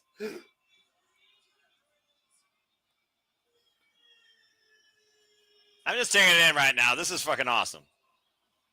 I'm going to tell you right now I want to see him versus Minoru Suzuki for the entrances alone. Lucha Libre legend and CMLL World Trios champion with Máscara, Dorada, and Neon as El Sky Team. Former MLW World Middleweight champion. Yeah, former AAA Mega champion as well, I believe. IWGP Junior Heavyweight champion and CMLL World Welterweight champion. Mistico is heavily accomplished regarded as one of the greatest of all time out of CMLL. Yes, he did. And you know what? I'm not mad at it. No. Hey, no. We can't say that about Miz. Yes, we can. No, don't get me started. You want to get me started? You want to get me started? Shut the fuck up. You want to get me started? Some cosplaying ass freaking. You know what? Nope. I'm in a good mood tonight. AEW makes me happy. You're not going to trigger me. The answer is no. I was just about to say I'm with you there because Mistico is like a great, even over the lucha sensation of Grande Americano. He's more over than Chad Gable. Well, that is undeniably true. I mean, I'm just saying they're two different people. Look, don't trigger something you don't want to see out of me when you got nothing to back up your claim. All I'm saying is I agree with you that Mistico is better than El Grande Americano. That is factual. Then I'm not talking to you now, am I? That's fair. Anyway, MJF and Mistico one-on-one here tonight. Grand Slam Mexico. A rousing ovation for the Lucha Libre sensation versus our American hero now south of the border. Referee Bryce Rensburg for this contest. Yeah, look at this getup, man. Like, I cannot This is the most ridiculous Uncle Sam patriotism propaganda I've ever seen in my life. And you know what? Right away. I don't hate it. Of course you don't hate it. I mean, it's obviously a one-off. It's not going to be there forever. That is incredible, though. He's got Uncle Sam. Here. He's got Uncle Sam on his freaking gear, man. Look at this shit. MJF right now, again, Mexico's most hated. This is the first time ever one-on-one matchup, by the way. This is actually the first time ever Mistico and MJF have ever collided with each other in a wrestling ring.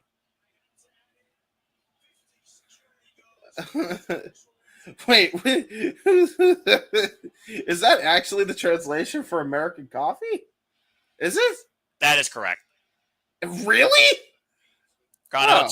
Dude, you think WWE is actually creative? I didn't know. I actually had no idea, actually. There's a reason why WWE insults their fans on a daily basis sometimes. Not that Monday Night Raw was another example of that with the worst book. Never mind. Go watch the review for more on that, folks. Anyway, let's focus on some good stuff here, shall we? Let's focus on AEW. I was about to say, yeah, and also I've never been a coffee guy. Nice kick to the midsection. I'm a cappuccino guy, so consider me a tiny bit Canadian when it comes to Tim Hortons French vanilla cappuccino, the ace of hot beverages for me. Swing and a miss right now, but we're not in Canada. We're in Mexico, and we're celebrating All Elite Wrestling's first time ever south of the border, Capacity Crown Canada Arena, Mexico, and we got MJF versus Mistico here in a match that is all about national pride. Whoa!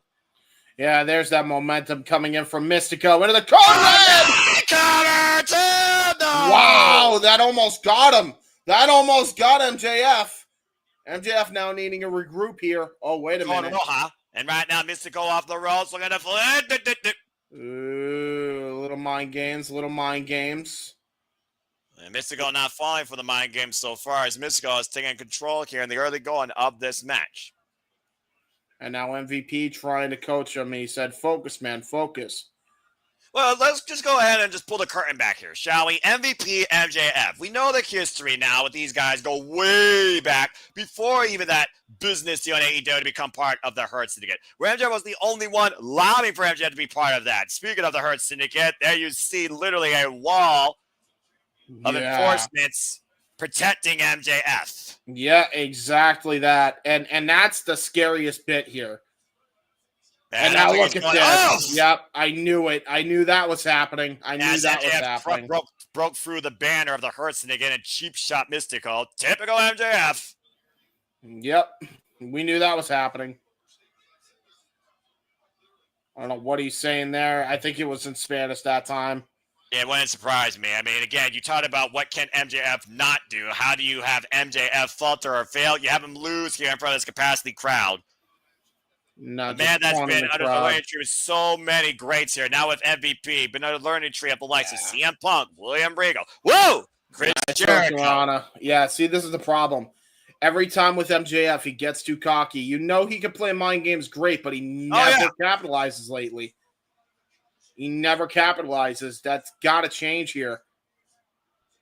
Yeah, MJF literally in enemy territory, but again, got just off guard with the drop toe in the second turnbuckle, and now puts the boots towards him in the corner. Well, there we go. Now he's following up. He should keep following up instead of taunting to the crowd, though. MVP got on his case last week for this. That being said, will our American hero cause an international incident here tonight at Grand Slam Mexico? Exactly. And look at MVP.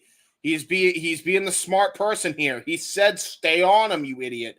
He's right. He's right. The problem with MJF, and I love MJF, by the way, but MVP was right.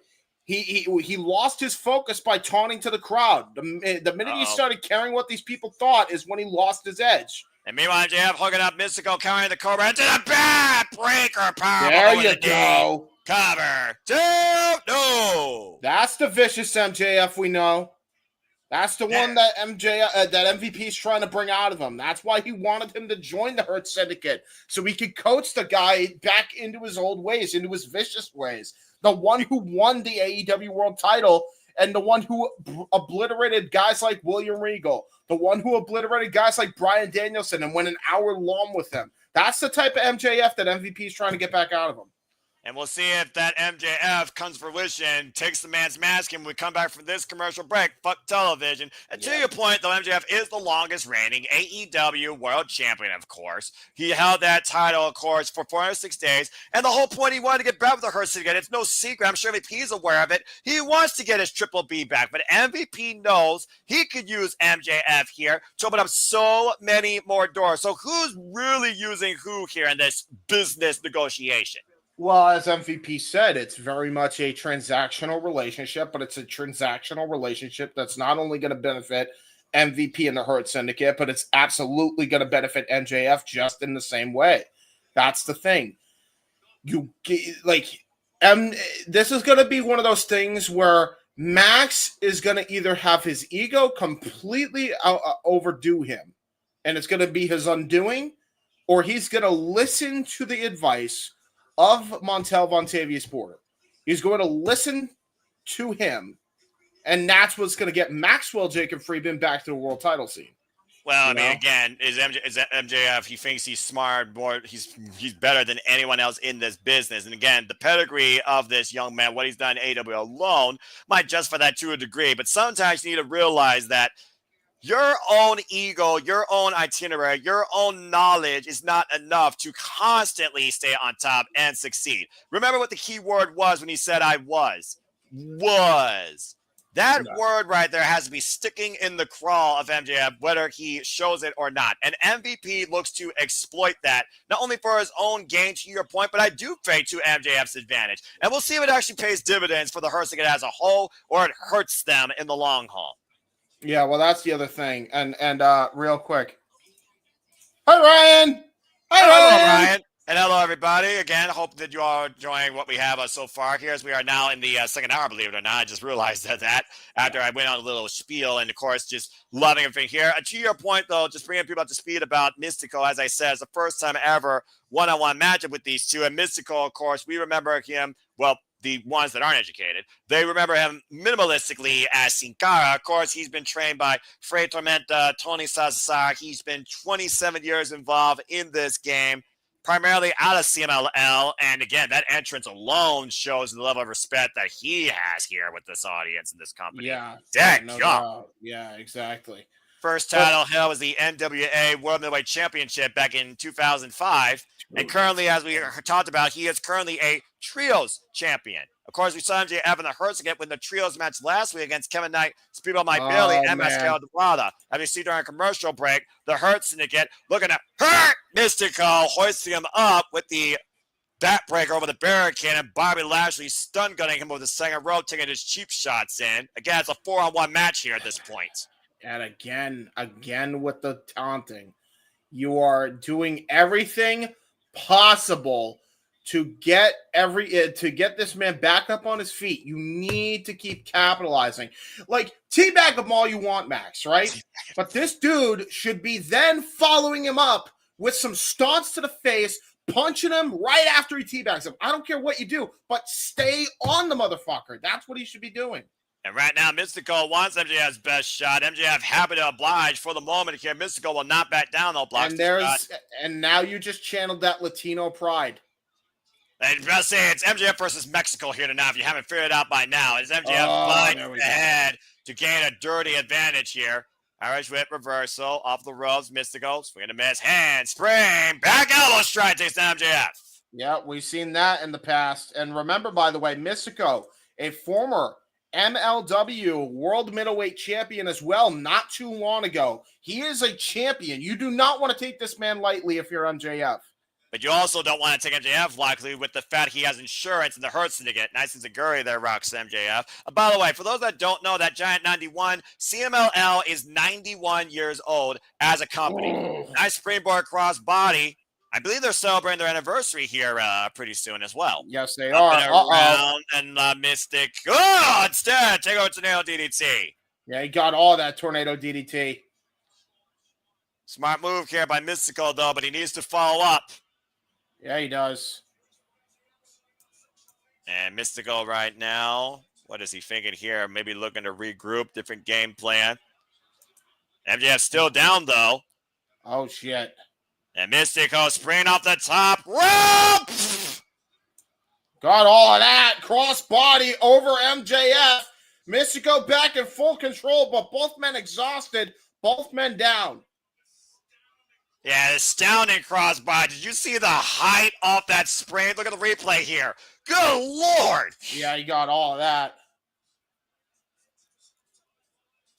And of course, we talked about, again, how much the high-flying style of Lucha Libre, along with the technical style, lends itself so much to people down here, in CMLL particularly. And again, we're going all in the week of July 9th through 12th. I don't know whether or not we're covering Diamond Collision, but stay tuned, folks. We'll be covering Supercar of Honor and definitely covering All In Texas. Whether or not MGF goes all in remains to be seen. Springboard, Senton Atomico. Got all that. And again, he couldn't get quite out of the way, though. But to your point, James, MJF tried to roll away. Yeah, he did, but unfortunately rolled right into it for even more added impact. And now look at this. Mistico going to go for a top rope maneuver here. And it's on his feet. Oh, wait, roll through. Maybe a fake out there. Walk out with a power slam. Nice. Another, two. No. Wow. That was amazing, that. Oh, my God. How much is MVP and the Hurricane sweating right now at ringside? Great ability to adjust right there. And again, vintage Randy Orton, beautiful scoop power slam by Mistico.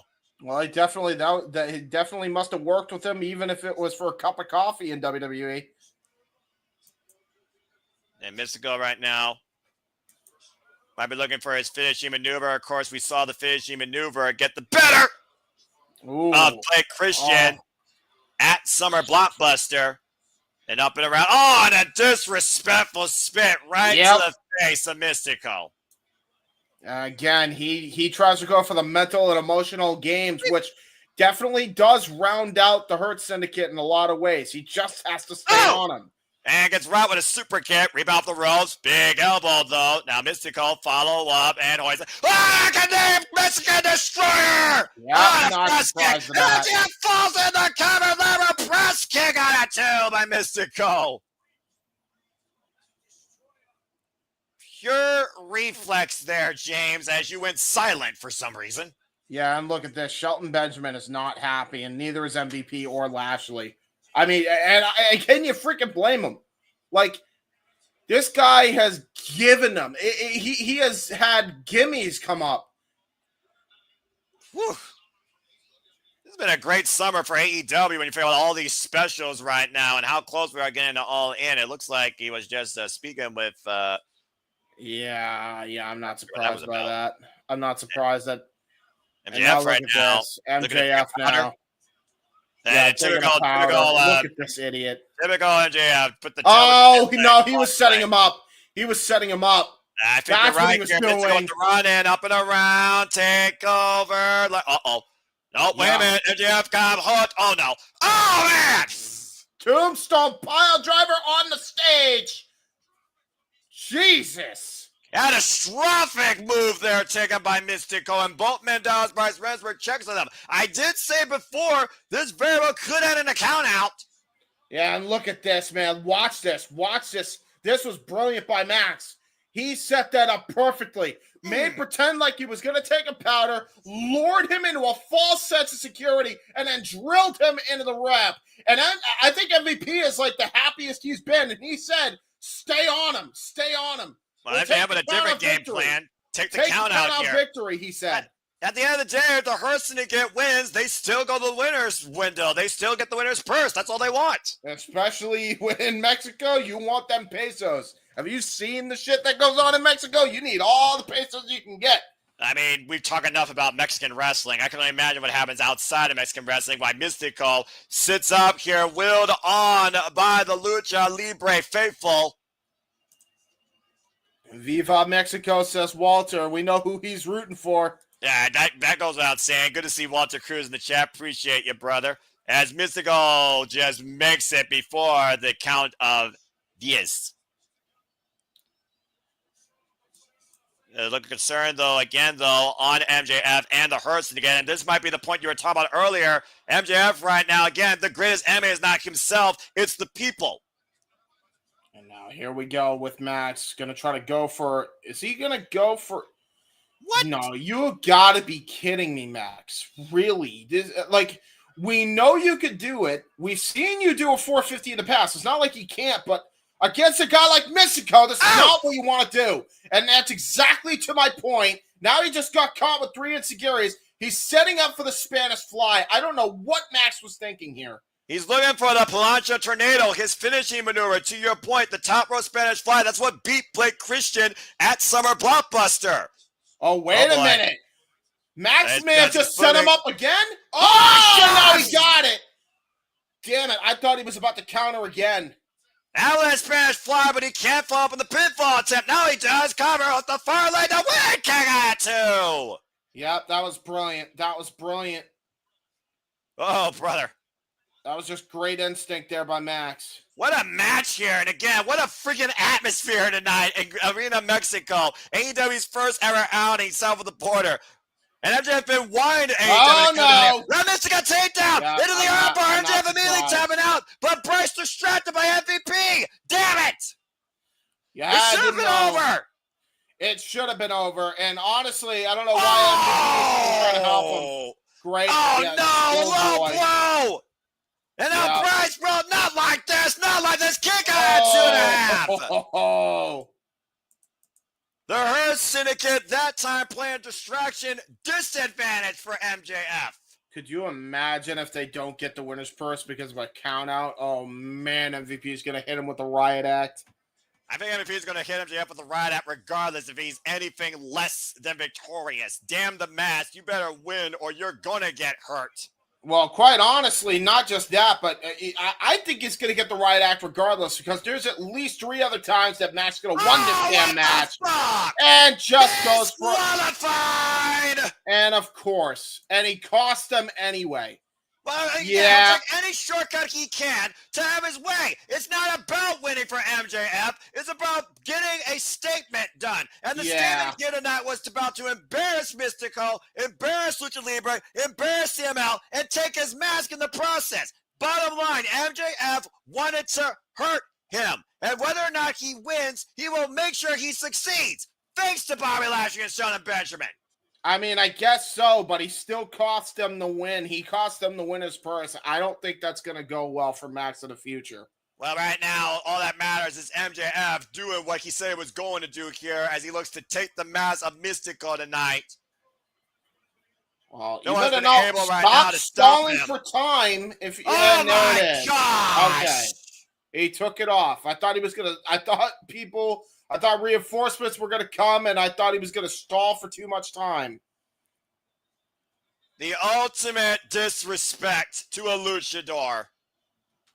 MJF, our American hero, Mexico's #1 enemy. Amen. Oh, wait a minute! And here comes the luchadors. Yeah, they are not happy with the result of that whole thing. And look at this. Max has the mask on. Bandido, Templario! Speedball! I said speedball, and Kevin Knight would have been too far away. Missile drop kicks. I got all of that. Yeah, this is the problem, man. Oh! Double press kicks. So I want you to just keep in mind this, because I know how the Hurt Syndicate operate, and MJF doesn't. He cost him the winner's purse. They're fighting battles that he himself just decided to go after. And on top of which, they just got completely annihilated by guys that they have no business getting caught off guard by and have dominated in the past. Well, with the exception of Teton, you're absolutely right. As you see Templario going to the head of Máscara Dorada.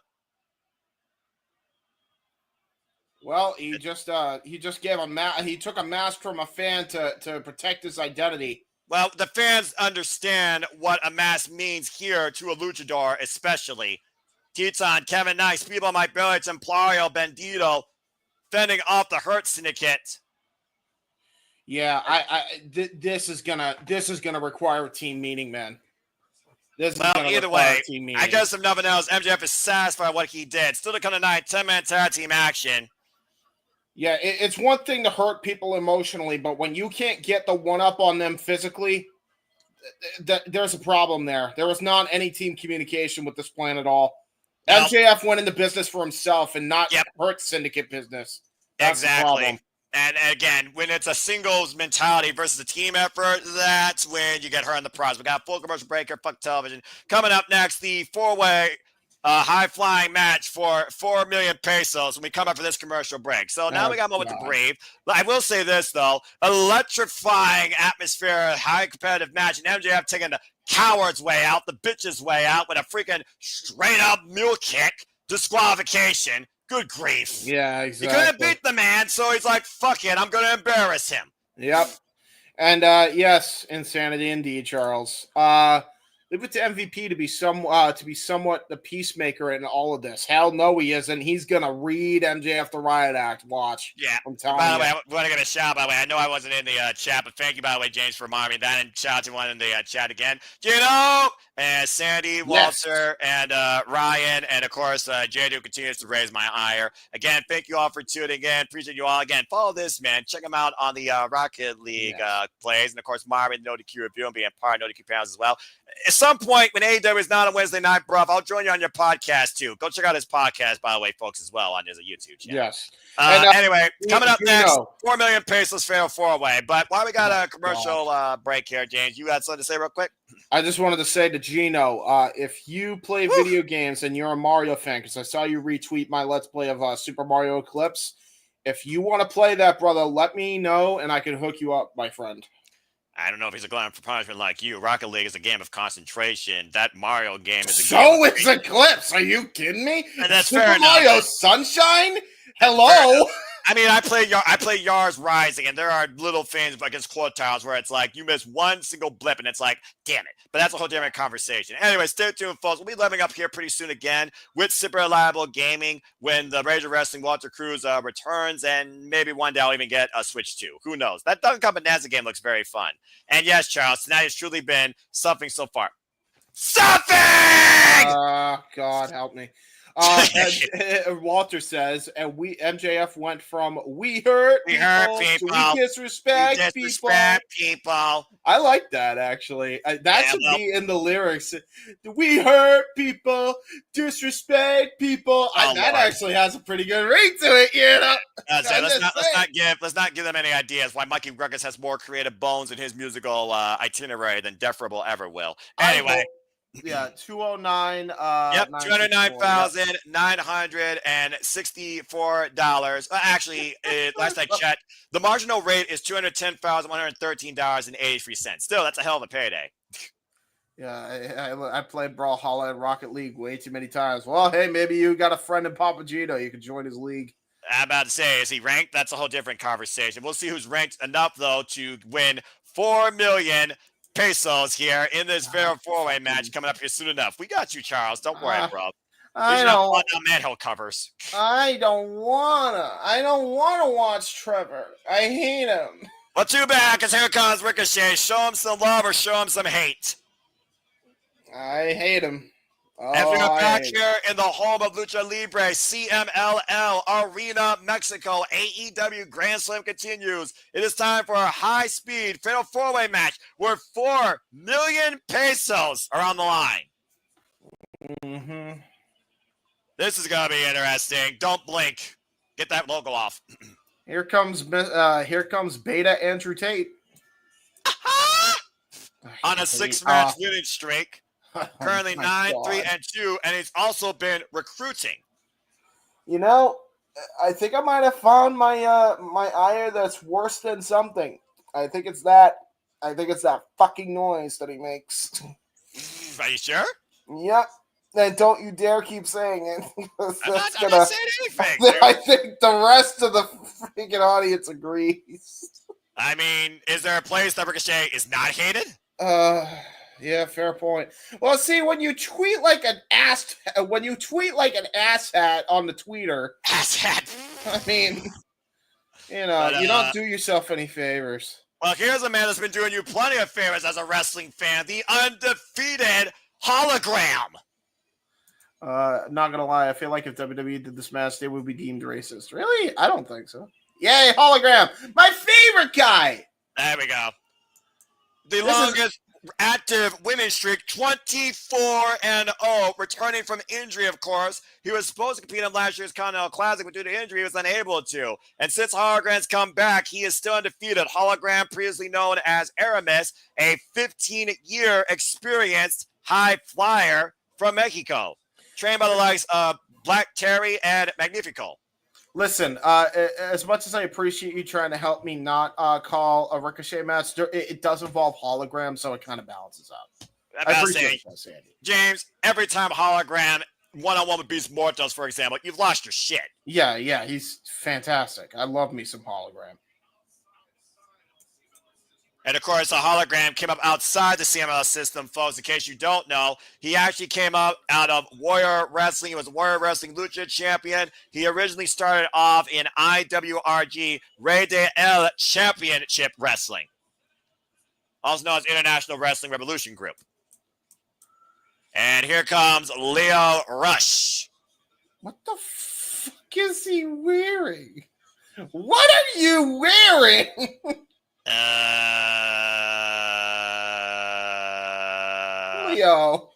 Leo, bud. Like, I'm not even sure what to say about that. Like, brother looked like he's straight out of the goddamn BDSM chamber with this fucking mask on. What are you wearing? Well, anyway, part of the crew, fashion faux pas aside, Lio Rush, of course, part of the crew of Action Andretti, previous challenger for the IWGP Junior Heavyweight Championship, has not held gold since 2024. Real quick, as I change the graphic here, is the whole gimmick of the crew that they dress like they're supposed to be a part of the short yellow bus, or like what? Yeah, the jury is out on that. I'll let you be the judge. And for those who are going to be offended by that, I was on the short yellow bus. I can say this, okay? Don't come from my head. I was say James actually is part of that audience. Anyway, Máscara Dorada. That's a way to say it, I guess. CMLL World Historic Welterweight World Trios Champion, by the way, in CMLL. We love us some Máscara Dorada. Isn't he didn't he used to go by Grand Metalik, or is that? That is correct. Yeah, that's what I thought. Yeah, because he, by the way, ever since we saw him from there, he has actually gotten in tremendous shape. A 4 million pesos high flying match, maybe. But to be fair, it is taking place. It is taking place in Mexico, JJ. So I think it could work if they did it at a AAA show. The currency here is pesos in Mexico. All right, that's all you need to know.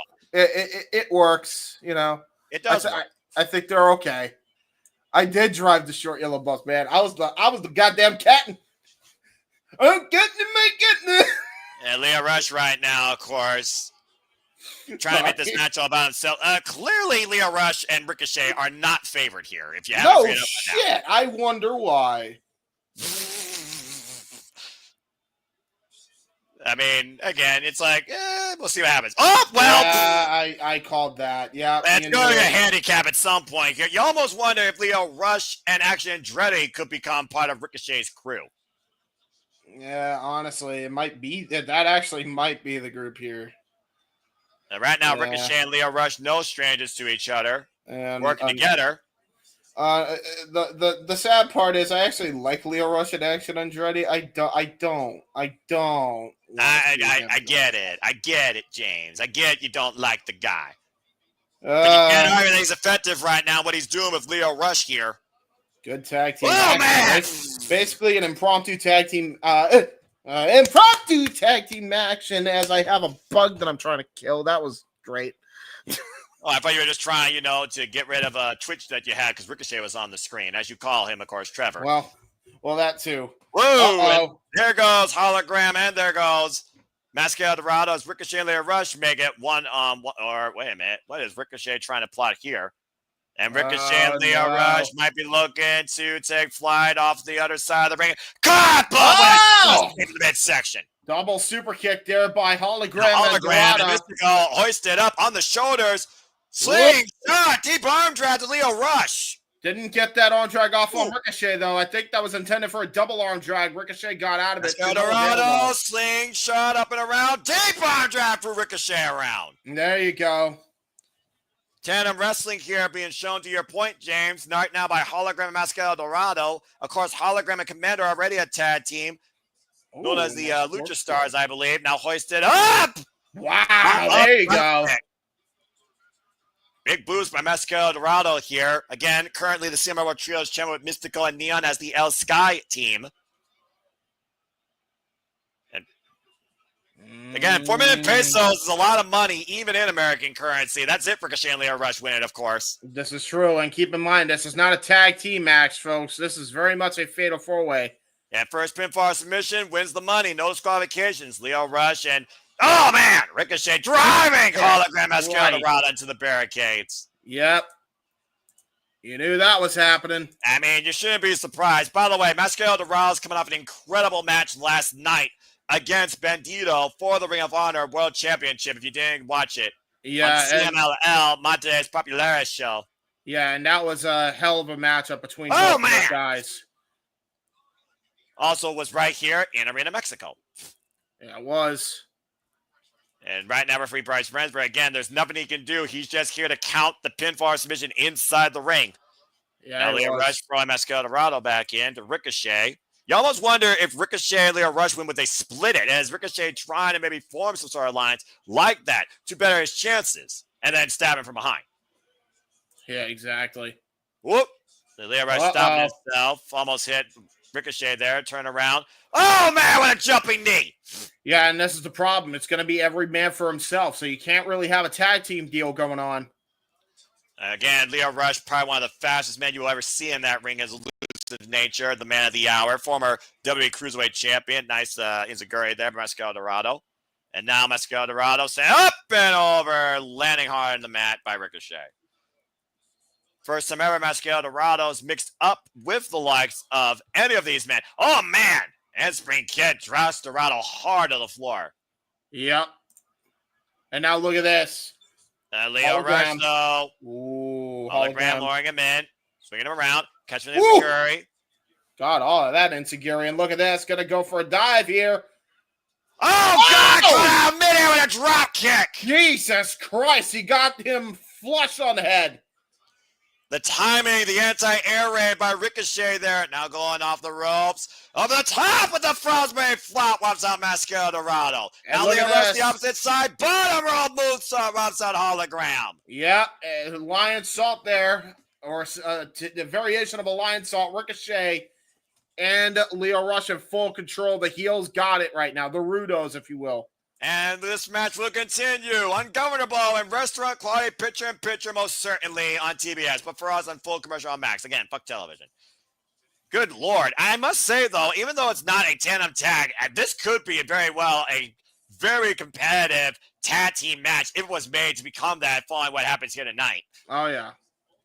But let's just go ahead and bring people up to speed real quick on what we have seen transpire here. We'll be having a time of our lives here with Grandson Mexico, as AEW right now is definitely hitting all the boxes with all the Lucha Libre feels tonight. We saw MJF disrespect Lucha Libre, and Timmons goes massive and get disqualified with a straight-up kick in the uprights. But again, he got his business done. Was it what the Hurt Syndicate wanted done his business? It remains to be seen, currently what James was talking about earlier. Yeah, Briscoe lost to Kazuchika Okada one-on-one, and Don Callis with the cheap shots afterwards, as those men probably ran back across the border to America. Probably definitely not Canada. We also saw an insane 14-man tag team match opener as we saw Atlantis Senior trap Dax Harwood with inside cradle, small package to get the win for that opposition. And we also saw probably one of the most passionate promos in Espanol by him and Adam Page, who will be watching on still to come tonight, our big 10-man tag with the Death Riders and the AEW World Champion John Moxley in the building. And also still the conversation, they will challenge for the CMLL Women's World Championship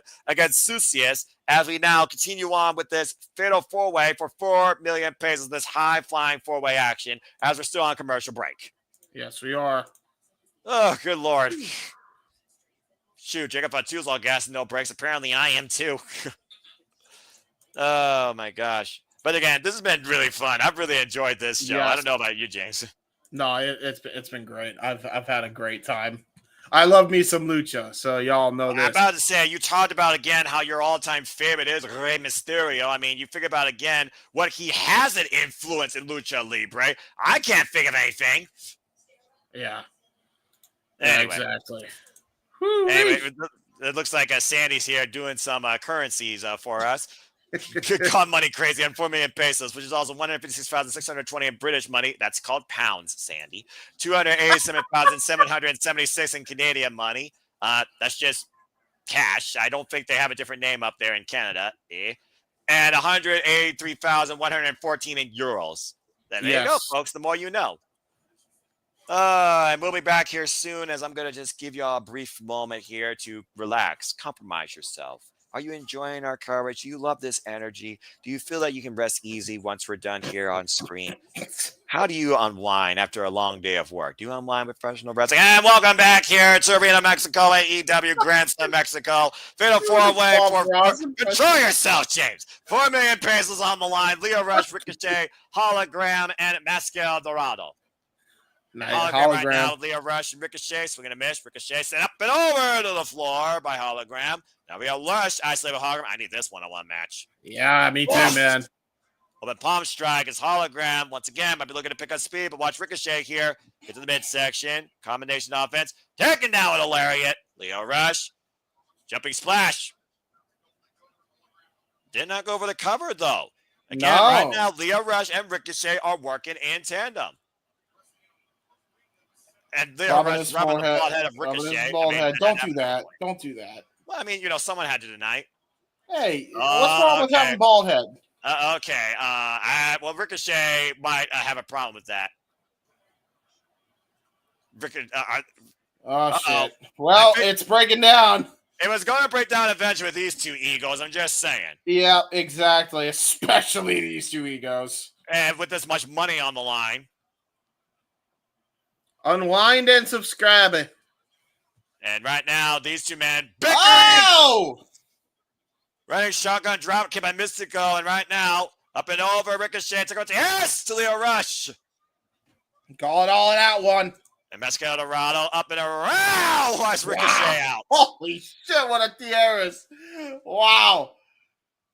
This crowd has been in fuego since the opening bell here tonight at Arena Mexico. Leo Rush, great counter move there.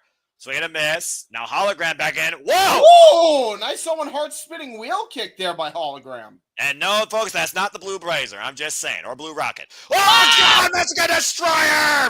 Jesus Christ. Well, I think Ricochet might be out of the running here. At least for a moment. And now I think we're going to get a one-on-one here with the Luchadors, or maybe not. Well, I mean, again, Hologram, Máscara Dorada. This is Lucha Libre. This is Grand Slam Mexico. This is for 4 million pesos. Leapfrog up and over the side step. Hologram, Máscara Dorada. Oh, God! Oh, my God! Jesus almighty! Oh, they misdirected. They were acting like they were going after each other, and they actually went after the heels, the Rudos. Yeah, literally a tope suicida and a frostbite flop over the top in stereo, wiping out Ricochet and Leo Rush. To your point, incredible. Jesus. Misguidance there, wiping out Ricochet and Leo Rush on the floor. And Máscara almost lost his footing there over how happy he was jumping the barricade. Yeah, he was. He was excited, and I can't blame him. What a night here in Arena Mexico, Grand Slam. And now we're down to the one-on-one, to your point, as AEW Diamond will finally come to my neck of the woods. Cleveland, Ohio, Wednesday, August 6th. Going to do my damnedest, try and go to that. Irish Whip and possibly Cincinnati to follow.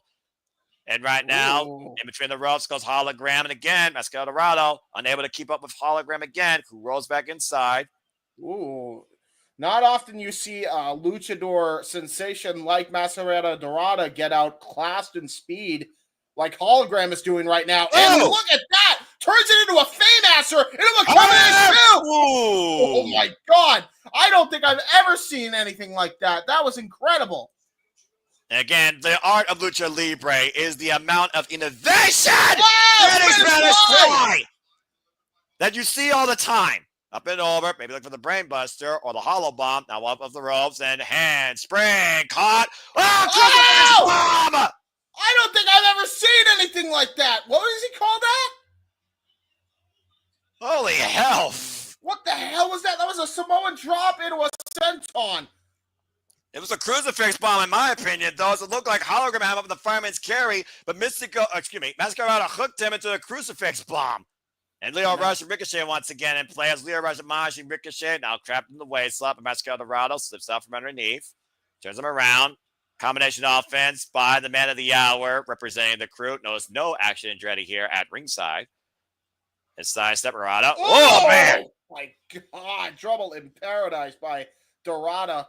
Máscara Dorada. Caught, possibly in vertigo. Able to escape. Now Ricochet and Dorado fighting, swinging a miss. Oh, man! Cave-in by Ricochet! Shout out to Kevin Grimes, also known as Trevor Lee. Now Ricochet. Whoa! Went for that running boot. Tried to go for the pro kick. Got countered. Dorada! Got all of that one right on the back of his head. And here comes Hologram. And wait a minute. And Lio Rush takes Hologram over the reverse Rana. Máscara Dorada, though, boot caught by Lio Rush, looking for a trifecta. Máscara Dorada able to fight back, though. Yeah, exactly. I was about to say, you're not going to get a CMLL great like Dorada in that. It's amazing. It's amazing you said when Máscara Dorada's been involved in the business for 4 years. Oh! Got him out of the corner. A trios, a reverse Rana's the counter by Lio Rush, kick out too by Dorada. Well, yes, but Dorada is 4 years, but his entire time in the industry has been longer. Accurate. And again, that cave-in perfectly called by you, James. And again, that reverse Rana to Hologram. It looked like, again, that Hologram's looking for the hollow bomb, unable to connect. Then Lio Rush springing out of the corner with the reverse Rana Máscara Dorada. Oh, man! There's the spirit gun! Spirit gun by Ricochet! Yeah, but again, unable to cover somebody. The leg running kicks, wipes out a Hologram as Lio Rush and Ricochet are now in the ring, and Lio Rush is down for the moment. Well, I mean, here's the problem. He's going to try to go for a maneuver here. It's not going to go well, I don't think. And Ricochet up to the top rope as I'm just listening to this crowd. Lio Rush back to his feet, though, to your point. Oh, was going to try to go for a top rope move, and Lio Rush able to counter. And massive headbutts here by Lio Rush to Ricochet, rocking the Chrome Dome of the formerly known one and only. Jesus, former NXT North American champion, of course, former Best of Super Juniors winner. The problem child and the other problem child on the ring right now. One of them is something's got to give here. Well, problem child versus bad child. Which one's worse? And right now, Ricochet hooked up Lio Rush. You gotta be kidding me. Oh, my goodness. Way. 4 straight by Lio, though. That was brilliant there. Lio and Ricochet finding out here out of the corner. Something's got to give. The front face lock as Lio Rush looks to take Ricochet over. Watch Hologram, though, coming in from behind. Hooking up Lio Rush. Up in the fireman's carry. Hologram right now. What the hell is this? Lio Rush able to escape, though. Sidestep, standing switch exchange. Lio Rush in the corner. Takes out the base Ricochet. Waist lock, standing switch exchange. Rolled up by Lio Rush. Cover on Hologram. Got leverage! And gets the 2 count. Referee Bryce Remsburg still caught it as well. And Lio Rush looking for maybe the rush hour. The bottom rope stunner springboard got countered. Again, spun him around and around and around and around and around. Big epic hollow bomb. Wait a minute. 2. Hologram with the win. Yay! Yay! My boy Hologram. 4 million pesos richer. Yay! Congratulations to the still undefeated Hologram pinning Lio Rush with the hollow bomb. But coming up next, Susius defends the CMLL Women's World Championship against the CEO Mercedes Moné when we come back to AEW Grand Slam Mexico. Yay! Fuck television. What I'm a so happy. woo! I It's really- Fuego four-way dance. Yay! I got to see holograms. You were wrong. You were actually wrong. Yay! I just freaking giddy like a freaking child. Freaking I Nino. was so happy. I can tell you were like, so holy happy. shit. He actually won. I was shocked. He remains undefeated. I forgot. Hologram's undefeated. I told you that. I forgot about that, actually. Of course I you freaking apologize. All right. Well, that being said, folks, again, I hope you are tuning in the coverage. We're going to give you a brief commercial break even from us and give our voices a nice second rest. You want to know what else me, James, Walter, JJ, Ash, DJ, Ryan, who knows who else here, one point or another, or still does right now, cover here at Cinema Studios. Check out this trailer for upcoming attractions, and then we'll see you after this commercial break. Go ahead and run the trailer. Oh, yes. Ladies and gentlemen, it is time for a commercial on Telemundo. Por favor. Now for a taste of things to come.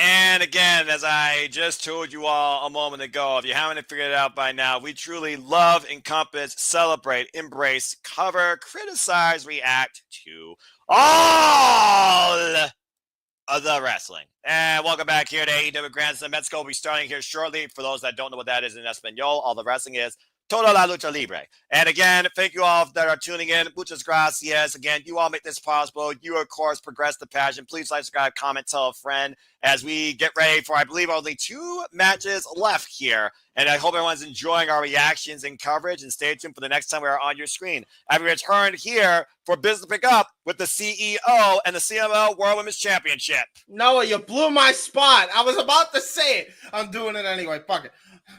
Toda de lucha, toda de lucha, toda de lucha, toda de lucha, toda de lucha libre. Damn it. We be in, James. All right, well, let's go ahead and get back on the course here as it's time for our only scheduled women's contest of the night. God damn it. James just went from... I literally like researched it, and then you said it. I'm like, God damn it, you blew my spot. You should have private messaged me, bro. Again. I didn't think you were going to say. I guess I should have figured. That's my bad. You're about to say, do you not realize what I do by now? And, of course, we'll see what Mercedes Moné does when we go all in as she faces Thomas Toy Storm for the AEW Women's World Championship. In the meantime, looking at more gold to her portfolio with the now CMLL Women's World Champion, Susius. Yes, and by the way, ladies and gentlemen, the last time for American fans that actually got to see this woman in action for the most part would have been in WWE's Mae Young Classic. Very well said, James. Of course, Susie has been heavily involved in CMLL, former CMLL Women's Tag Team Champion alongside La Primera, Stephanie Valcure, twice. Currently, the Occidente Women's Tag Team Champion, Rodox Luta, as Las Infinales. And, of course, the current CMLL Women's World Champion has been champion now for 279 days since beating Willow Nightingale back at CMLL 91st anniversary back in September last year. The CMLL Women's World Championship, of course, goes all the way back to 1992 with the first champion, Bull Nakano.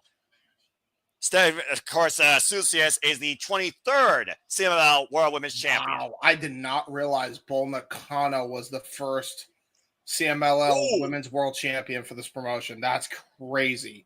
Yeah, she follows the lines of Lady Apache and, of course, Marcella, as well as we talked about previously, not only Steny Valkyrie, but also Stardom's IWGP Women's World Champion, Suri. I'm offended by Mercedes Sombrero a little bit. Susi's right now looking to follow up with her own double knees in the corner to the CEO. And that's how you do a meteor. Mercedes, take notes. Cover 2 back press. Aubrey Edwards gets a 2 count. Shout out to Aubrey Edwards again. Great. Of course, Susi's, like I said earlier, been heavily involved in CMLL, but that hasn't defined her whole career, of course. 36 years of age, 17 years in the game. I like me some Zeuxis. Originally born out of Puerto Rico. Mm-hmm. And I love it. And Susie, of course, is not the first time we've seen her go one-on-one with Mercedes Monet. Let's forget on that road to Forbidden Door against the counter hook of the leg. Gets a 2 count. Great counter there by Zeuxis. So she knows both these women are familiar with each other, but we'll see how much Susie and Monet have grown since that time last year before Forbidden Door. Now Monet out of the corner. Susie is catching Monet. Are you kidding me? Oh! Wow! And turns it into a gut buster. Number 2, no! What a great butterfly catch right into the gut buster. That was brilliant there by Zeuxis. I believe that's how you say it. Pound for pound, one of the strongest women in CMLL. Is it Zeuxis or Zeuxis or how you're saying it? Zeuxius. Zeuxius. Okay. I thought it was Zeuxis because that's how they said it in Mae Young Classic. Again, the Mae Young Classic versus here in right now. I mean, that's it's fair. really how you That's fair. No, honestly, I want to be accurate, especially after moves like she just pulled off. Damn. And plus, it doesn't help that she's very good looking. I always loved me some Zeuxis. I loved her then. I love her now. All right, control yourself, bro. Tranquilo. Oh, man. Baseball slide there by Mercedes. It's one of those things where, again, I do wonder Mercedes Monet is too distracted by all the other companies' championships versus the AEW Women's World Championship. Mm-hmm.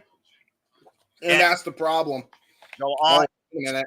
Hey, Monet springing off the ropes with the Meteora cover, too. No. She had great coverage on the cover there. That was brilliant. The only thing that she could have done better, though, is make sure the other shoulder was hooked. That's what allowed Zeuxis to get out of it. Or how do you say it again? One more time. Zeuxius. That's how Zeuxius was able to kick out. Ooh, Hurricanrana there by Zeuxius. It's Zeuxius, actually. It's 2 syllables, James. Now, Zeuxius off the ropes. Not gonna die. Oh my! Oh my Lord! She almost landed right on her face. She actually might have landed right on her head. That was a brutal landing. And this match will continue one way or another if Zeuxius decides it so. In Restaurant Client Picture in Picture. Fuck television if you're on Max. We got full commercial break. Good God, she almost brained herself. Yeah, that was bad. Oh my God. I mean, reckless abandonment is definitely something I think that is more profound in Mexico than in America in wrestling. I'm just saying. This is fair. Hey, by the way, Mexico has been getting a lot of crazy shit going on in when it comes to America. They're getting AAA events. They're hosted by the WWE in some cases. They're getting CMLL events hosted by AEW. They're now getting NASCAR races in Mexico. I don't know if people are NASCAR races in Mexico. Yeah. Literally, how the hell does that work? I don't know. I guess they made a track for the NASCAR circuit for the sprint what is it? I think it's just the Cup Series now. It used to be the Nextel Cup, used to be the Winston Cup, but then cigarettes were bad. Fair enough. But yeah, it's the Cup Series, the main Cup Series. But I think they had like three different circuits for NASCAR in Mexico this week. So they've been getting all sorts of sports over there lately. Just peep what's going on in Mexico, I guess. There you go. Mean, maybe they're finally figuring out their shit down there after a little while. I mean, it's Rocky Romero that really bridged the gap between AAA and CMLL, lest you forget, of course, one of the higher-ups in New Japan Pro Wrestling, which is a lot of the reason why we got the CML contingency in AEW in the first place. So, JJ, I am very much a white boy who only is able to pronounce stuff via Google Translate after listening to it a few times. What do you mean by that? I'm surrounded by freaking idiotas. Professional wrestling. Yes, Darren G. There you are. Hey, I was wondering where that gentleman's at. All right. Good to see Darren G, of course, in the chat again. Yes. Good to see everybody here in the chat. And yes. Again, confirming your point, Darren G said the latest NASCAR race wasn't No, Walter. No, they're not. It's not lowrider racing. You don't race a lowrider. You cruise in it. Orderly. Are you that stupid? Although, that's a sport. I now want to see lowriders in the Daytona 500 now. Book it. Make it happen. No. First off, you got way too high up a hydraulics and a style point where a car like that can afford damage, let alone turn super hard, even if it's only for 4 times. All right. Okay, it's cake. Got it. Yes, I do then. See. Ay. It's an ass. Yes, I got it, JJ. Yes. Now I understand. Yes. See, I needed it in English. Yeah, Noah's already lost it, Charles. Boy, Pedro. Whatever you said, I agree. I think. I've already lost it. I'm not going to lose. I've already lost it. Anyway, welcome back, folks. We are back here once again. AEW Grand Slam Arena, Mexico. The CMLL World Women's Championship on the line. Susis defending against Mercedes Moné, the CEO. Aubrey Evers, the official for this contest. Susis, of course, like I said, who's held this championship since being Will Nightingale at last year's CMLL anniversary, the 91st anniversary of CMLL. They'll be celebrating their 92nd, this year in September. And I'm sure that Mercedes Moné would love to come back here as the CMLL World Women's Champion, AEW Women's World Champion. Susis! Spanish fly by Susis! Back press, hut the near leg! Oh, kick at two! Wow, she almost retained there. Good grief. Again, now letting them cover the full body to your point. This is what happened during the commercial break, by the way. Oh, man! Great. Scoop slam on the apron. That was really well done. And slamming the CEO down with that avalanche Spanish fly back press, but no body weight on the shoulder, particularly. Yep. Suxi is known as La Diosa Guerrera. And fireman's carry right now, hoisted up. Take over Tierras. Her finishers, by the way, include the package pile driver and the Caballante. And Mercedes Moné with the takeover. Now looking for the bank statement. Excuse me, the money statement. Yep. Yeah, that was a brilliant backstabber. Oh, great counter on the able to fight back, though. Suxis, by the way, is the way you say it, actually. Dude, I was right. Yes, Suxis. You were right, actually. Yes, arm man. Arm man by Suxis again. And right now, pump handle hooking up Mercedes Moné. Oh, got all of that. Cover two. No. I'm surprised. Usually you see somebody do the pump handle and then turn it into a driver. That was a straight up pump handle slam that time. Exactly. But again, disorienting the CEO even more. We already see one match in disqualification tonight with one AW talent that got pissy because he couldn't beat the CMLL contingency. You almost wonder Mercedes Moné might do that here because, to your point, Mercedes Moné has yet to be pinned or submitted since arriving in AEW last year at Big Business. Massive headbutt by Mercedes Moné. Yeah, great headbutt by Mercedes. Going to try to go for a Hurricane Rana. Getting punched in the gut, though, by Suxis. Look at the strength. Look at the strength of Suxis, though. Oh, my God. Oh, God. Moné, cover two. Wow! Mercedes Moné has done it! Mercedes Moné just took a page out of Britt Baker's playbook. Remember, that's the move that Britt Baker hit on her back at All In London. She actually took something from a former opponent, was able to get the pin cover on Zeuxis and get a great pin coverage to win the CMLL World Championship. And to your point, Zeuxis has lost the CMLL World Women's Championship. Mercedes Moné is 5 belts Moné once again. Did she get back to that New Japan counter Strong power title? Slam? Did she get back the New Japan Strong title? No, but remember, she lost that. Now she's back up, okay? She's the Rev Pro, and she, of course, also now has that championship. And, of course, the Owen Hart belt as well. Let's forget, winner of this year's Owen. She has truly become the belt collector, and she is still the TBS champion. Mercedes Moné is now the new CMLL World Women's Champion. Another belt added to her repertoire. Jesus Christ, man. And the streamers fly with a new champion crowned here tonight at Grand Slam Mexico. As much as I appreciated the match, the cockiness of Mercedes is definitely less to be desired. I mean, you gotta get credit to Zeuxis, though. It's a hell of a fight. Wait a minute. What the hell? Private Eye, Time of Toy Store. What the hell is this?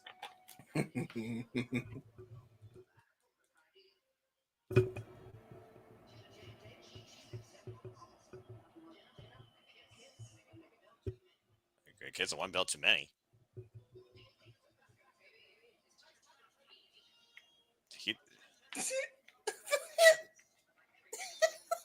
What the hell is this? Love it. Private Eye, Thomas Toy Storm is outside Arena Mexico. Yes. You're kidding me, right? Who's this? It's Mina! Hi, Mina. We love Mina. Oh, where in the world is Toni Storm? She's right behind you, Mercedes Moné. Carmen Sandiego reincarnated. The lady in red. The AEW Women's World Champion. Oh, my God. Oh, man.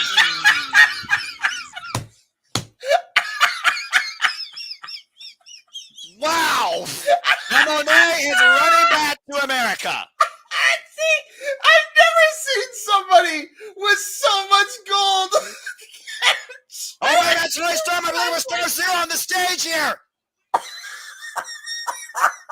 And AEW Revcore saving the CEO and our all-in Women's World Championship match. Timeless Toni Storm almost literally put Mercedes Moné 6 feet under below the border. I think every belt maker that made every title is so pissed off right now.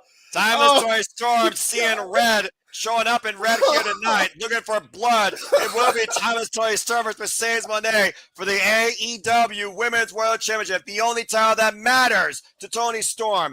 None of the titles that Moné has matters to her. But to Moné, how much does that title matter more than the ones that she had? But still, coming up next, one match left, folks. Our main event. 10-man tag, Death Riders, Young Bucks, Beast Mortals take on the Opps. Ospreay and Swerve. Oh, wait. Let the games begin, she says. Game on, and Timeless Toni Storm with the first move. Your move, Mercedes Moné. Oh, my God. Headlights, by the way. Oh, my gosh. Jesus Christ, dude. Have we got another commercial break? Fuck television. James, are you okay? Bro, I've never seen anything like that in my life. Dude, that was the most ridiculous German suplex I've ever seen. That was the funniest shit I've ever seen in my life. Honestly, fuck the middle finger, because we're going to be talking about what just happened. Go ahead, talk first.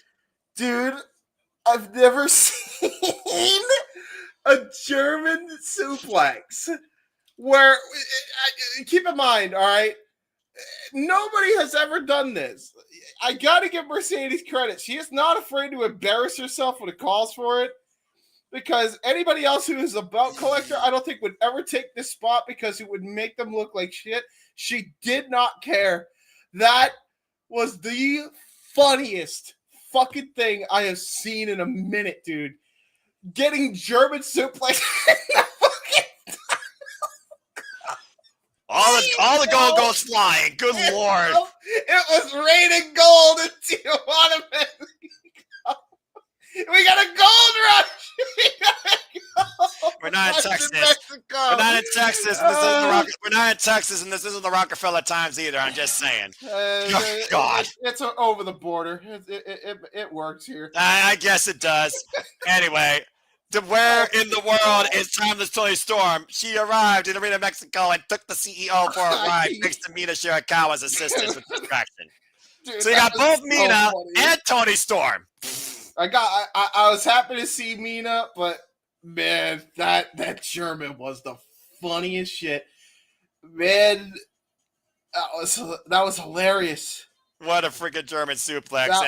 That was awesome. Oh my gosh, that was awesome. Freaking private eye. I thought I was doing private eye Tony Storm. Nope, it was where in the world is Tony San Diego? Here on the case, here to break Mercedes Monet.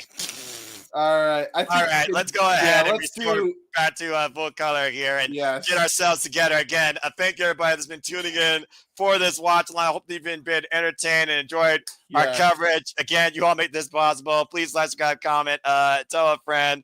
Again, we will be predicting AEW All In date and time and panel to be determined, because that's definitely my biggest show of the summer that I can't wait. And again, we have to also just get back our speed here. Mercedes Monet now is the Rev Pro, AEW TBS, the EWA Women's Champion, and now the CMLL World Women's Champion. She is 4 belts, Monet, with the Owen Hart Foundation belt as well.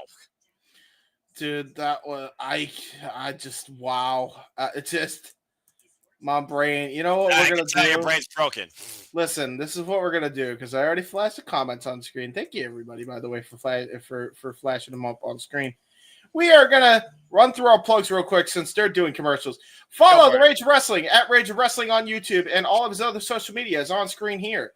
Follow Shadowbat Ash on YouTube, and also follow her on X at Shadowbat Ash. Follow Noah Foster at primarily on Twitter and YouTube at nfoster1916.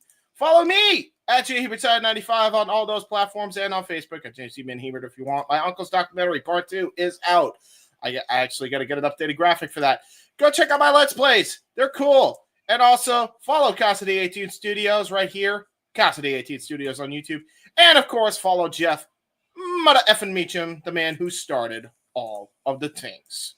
And with that being said, James, let's elevate this shit as Will Ospreay has arrived in Arena, Mexico, coming off that insane 30-minute draw last week against Swerve Strickland and taking the bullet for the most dangerous man in All Elite Wrestling with a thumbtack super kick. Sandy, I know you probably don't want to, because most people just don't like Mercedes. I'm telling you, go back, watch the German suplex that she gives Mercedes Monet. It is legitimately one of the funniest things you will ever see in pro wrestling, because she had all the belts on her. Yes, she won the title. She had all the belts on her, and she got German, and the gold goes flying. I cannot do it justice. You have to see this. And listen to that audience. The best. The audience is going nuts here. Yeah, I love it. That's the last time I'll mention that. I just I had to tell it to people who hadn't seen it yet. Let's go back to elevating this shit. Yeah, about to say, Ospreay again, no stranger to CMLL, of course, part of multiple Fantastica Mania tag team showcases. So this, a multi-person affair, will be just like a comfort zone to him, despite the fact all those shows were back in Japan, in Nagoya, in Enheim, and of course, Kyoto and Corrigan Hall. But he's got a hell of a team with him here tonight. That might bring their own form of chaos here, James. A little bit. I'm loving the Opps, baby. Samoa Joe, Katsuyori, Shibata, Powerhouse, Hobbs, your current AEW World Trio Champions.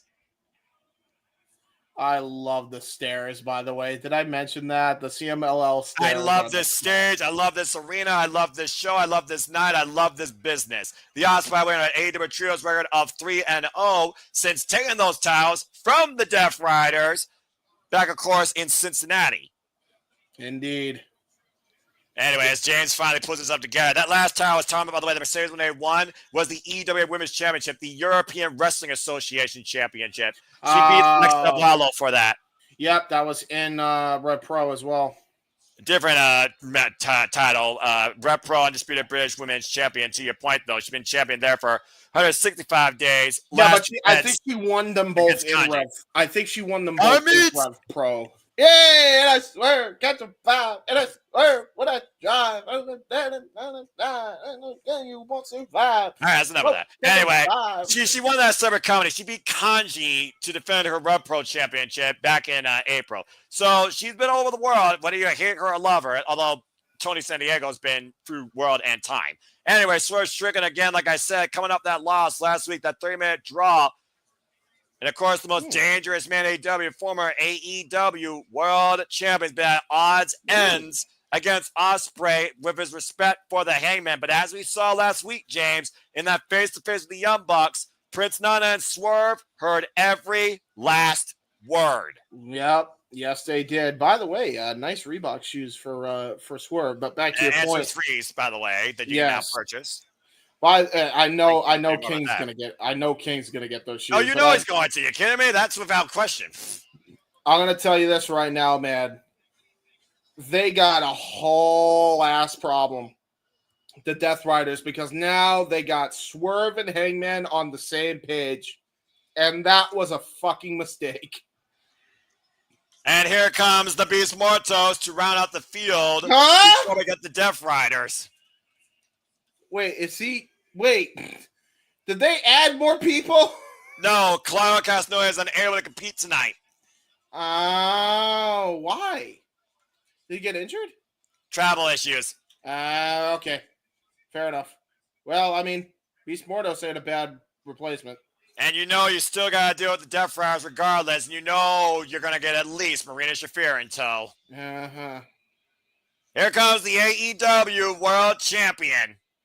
And remember, Heb Man Page is not booked to compete as not supposed to. But anything after the bell is fair game.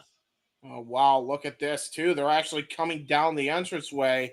I don't think you know what? This is Mexico, James. I'm just saying. I was about to say still. They probably recognized that this would have been a bad idea. I mean, John Moxley might be a lethal, crazy, dangerous motherfucker, but even in Mexico, you gotta draw the line somewhere. The Death Riders, the AEW World Champion, John Moxley, the Problem, Marina Shafir, and Willa Yuta. Marina Shafir that says she will ride or die with John Moxley on this mission. And John Moxley might die at all in Texas to Heb Man Page if the Death Rider fails to beat the Hangman. And of course, this unique alliance with the Young Bucks, Matthew and Nicholas Jackson. Of course, we learned the Young Bucks' plan was to use Heb Man Page to their own gain to get the AEW World Championship back into the Elite. Heyman said, stay the hell out of my, Swerve, and Ospreay's business, or the next time I burn down a house will be you two fuckers in it. Well, as you say that, let me just do this. I'm only going to do this once, and then I'll come back on camera. All right, go ahead. Nope. I'm just kidding. I'm back. James, come on. You're having too much fun at Grandson Mexico. I have to. You got Beast Mortos, which of course just became an attorney at law. If I like more people in the match than outside the match, then I'll watch. So you like 8 people in this match is what I'm hearing. 7.5. I could take or leave Wheeler Yuta. I guess that's fair. I mean, he is kind of the whipping boy, honestly, of the Death Riders. He's the sacrificial lamb. Yeah, a little bit. And of course, this freaking warfare that AEW is under right now, courtesy of the Death Riders, all comes down to bringing back that AEW World Championship. Whether or not it's in that briefcase still remains to truly be known, but we have not seen that title on our screens since he gave Bryan Danielson a Warrior's death at Wrestle Dream. Hey, by the way, I just want to point out, Charles is mentioning Hook. This is the second faction where Hook and Powerhouse Hobbs are in together. Again, Hook, I still think he's watching on from a distance because he probably still feels betrayed by Samoa Joe with the fact that he was taken out and they put Hobbs in place. And Hobbs, of course, now is 1/3 into Trios champions. And immediately attack made as Ospreay was looking to take a head off a Buck, and now he gets to collide with a Beast. There you see that black eye, by the way. The damage done last week by the Young Bucks. Dude, that's like he's got a full-on broken orbital bone, and he's still wrestling. This is what Ospreay we're talking about, James. Yeah, but like, dude, I don't think this is smart for him to wrestle right now. Well, apparently, doctors cleared him enough, and again, you only can restrain a person. Hey! Oh, nice. Drop real quick. The crowd chant, and it makes sense because it is in Mexico. Ospreay, Ospreay recognized world over, take over The Beast Mortals, again, the strength of this man that we've seen give us showcase matches all over the wrestling world. TNA, ROH, and AEW, particularly as of late, and also down here in Mexico. Swing and a miss, up and around, pop up. There it is. Brilliant usage of Beast Mortal's own momentum against him. Keep in mind, does take place in Lucha Rules, I believe. Yeah, caught with a kick right to that eye, possibly by Nick Jackson. Is this going to take place in regular tag rules? I have no idea. No, okay. There was no tag made. Let's be honest here, James. Tag team wrestling in AEW is anything but regular. No, I know that, but I'm saying, like, in this case, I believe it is under Lucha Rules. And look at this. Well, we are in Arena Mexico, and CMLL is right now double team, double stomp, backstabber combination by the Young Bucks. Yep. And now look at that. Swerve coming in, trying to help out. Again, you got to like the Young Bucks, but you cannot deny their athleticism. The only 3-time AEW tag team champions, by the way, in this company's history. I turned into a Robbie Eagles fan. Hey, listen. I like Ospreay. What do you want? Irish whip reversal, and Ospreay able to duck underneath the banner, take over, up and over, double arm drag by the Aero Assassin. And Matthew, Manhattan drop, or Mexican drop in this case. Up again. That's Tijuana drop. Yeah, that makes so much sense. Knife edge shots right now, and Ospreay lining up both Bucks here. Oh, no! Go! Really going after that damaged eye. Double to the back of the Osprey's head. Here with the errors by the Young Bucks, though, getting the better of Ospreay. Leave Osprey's eye alone. If you show up with a vulnerability, that is your own freaking worst enemy. You know this, James. I know. Well, Yuta now. And Wheeler proves why he is Wheeler useless. Well, that also might be accurate. Tammy now Swerve Strickland and the Irish whip. Again, we saw Swerve and Ospreay go to war in an instant classic that went to a 30-minute draw. And then they were down each other. Running shooting star. Ooh. Jumping elbow back of the head. And what the hell in Mexico? It's whatever. I don't get you people and your TikTok dance crazes. All I know is that was a hell of a tag team offense and synergy there. I will give you that. Swerve. And Swerve right now a little bit insulted, being ripped down. You gotta watch your fear on the outside. Hey Yuta, you tried to toss him down, and that was Irish whip. Great, just great, Yuta. Put the midsection, hoisted up and under, and big backbreaker. Oh no. Yeah, I think Yuta's about to get whipped here. Joe's gonna kill you. And those lightning fast jabs by the Samoan submission machine. Former AEW World Champion, TNA World Champion, NXT Champion. Samoa Joe's been a champion whenever he's gone. Still one of the most lethal men in this business. Good God. And off the ropes, dropping the elbow with a bit of a pop-up action. Listen, man. Shibata. And the crowd actually goes nuts for Shibata, by the way. I got to tell you, man, Samoa Joe, I'm going to tell you this right now. The king of New England has now arrived in Mexico, okay? And now Katsuyori Shibata, one of the most lethal men out of Japan, is colliding with the Yuta. Of course, these two men collide over the Ring of Honor Pure Championship. And special programming note, folks, AEW Collision, good night. AEW Collision returns live this Saturday, 8 p.m. Eastern Standard Time on TNT and Max, and Yuta just got knocked the fuck out by Katsuyori Shibata. That tag made by Hobbs. Jesus, this tag maneuver is about to be brutal. Oh, my God. Gosh. What a splash. Uh-oh. And watch Shibata with the running boot in the corner. And now Samoa Joe. Uh-oh. Bang! Good God. I don't think Yuta is feeling so good. I think Yuta wishes he was back in America. Cover. 2. No. Yuta, though, to his credit, able to kick out. He's a resilient little bitch. I'll give him that. I don't know if bitch is the word. I would say little bastard, but at the end of the day, when you're with the Death Riders, maybe both are propelled. And now He's we the got whipping boy that makes him a bitch. Well, what is John Moxley as he scores with Samoa Joe once again besides the AEW World Champion? 4-time record-setting AEW World Champion. Well, considering he's not showing the belt, that's a huge bitch. Sorry. Oh, Coquina Clutch, locked in the middle of the ring! And if you get that meme, 10 points to Gryffindor. And right now, everybody this was going to happen. 10-man mosh pit! It's anarchy in Arena, Mexico. And you know what? That seems more apropos, especially here in this building. And right now, Matthew, Ospreay and Seguri rocks Matthew Jackson. Uh-oh. And Ospreay now trying to find his footing, readjusting position. What the hell is this man looking for here? Oh! Oh, God!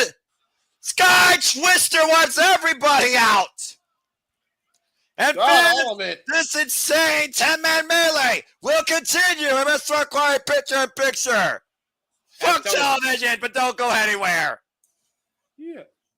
Good God. And my feed is glitching like a mofo right now. I don't know if I can handle this insanity. It's usually how it goes. Well, especially when you got an overrun. Oh, good Lord. This is fucking amazing. I'm loving this shit. Oh, my God. It's 10:24. James, when you're having fun in wrestling, you don't care about the clock. I didn't even realize what time it was. That's why I was asking. How is it already 10:24? Because the wrestling has been absolutely en fuego, and we've had the time of our lives here, as we usually do when we call stuff together on a Wednesday night. This is true. En fuego. Freaking Fighter Fest, Summer Blockbuster, Grand Slam Mexico. Then we could breathe. Then we got Milestone Dynamite 300, Milestone Collision 100. Then we go fucking all in. Mm-hmm. Oh, man. I love this shit. Love this business. But AEW, man, it hits different. Anyway, as we got a commercial break here right now. Hey, vey. Indubitably. Well, I mean, at this point, though, Ospreay, again, we talk about elevating this shit. He just wiped everybody out on the outside, damn it. So now at this point, it just comes down to who's going to get advantage. And again, with Maria Shafir out there, we know the numbers game still favors the opposition. So we'll see what happens soon enough, I'm sure. When we're kids, James, time goes slow. But once we're adults so fast, it'll already be the new year before you know it. Don't tell me this. Sandy! That's also accurate, to be fair. Sandy, I'm going to be 30 in a few months. I don't want to think about that. I want to enjoy my 20s while they're still here. 20 enjoys his 20 while he's still here, knowing that that's going to be a fleeting memory. Yes. You poor, unfortunate soul. Check the graphics chat, by the way. He apparently has the updated graphic instantly. Well, of course he does, because the Renegades never freaking, waivers. Well, I've got, again, commercials that just piss me off. Again, fuck television. Really, you get a haircut. I agree. Well, I'm going to get a haircut on Friday, so we'll see what happens there. Man, I got to tell you, this has been fun. I have had a good time. I fucking love this shit. And again, James, always a pleasure, and I hope everyone also enjoys everything that we have done here, as we will be back here soon, as we can breathe for a moment now with Max, go tranquilo, despite the fact there is ungovernable nature probably happening as we speak with this 10-man tag main event. All y'all have to know is, Ikara! Mucha lucha! Mucha lucha! Mucha lucha! Carlos Cabrera couldn't call it any better. Mucha lucha! Mucha lucha! I do remember that show back when Cartoon Network was tolerable. I said what I said. There you go. Had to hit that reference at least once. And Kids WB. I remember Ricochet from that show. Yes, and don't forget, there was Mucha Lucha and then Mucha Lucha. Icante! There you go. Yeah, that's fair enough. Again, we'll be back here soon, folks. We're just waiting right now. So, again, what? Am I wrong? Shoot, what's television nowadays that you can't freaking just look at something good that was on back in the day on any streaming service? Jesus. Am I wrong? As we are back here at Grand Slam Mexico, Will Ospreay, John Moxley squaring off, of course.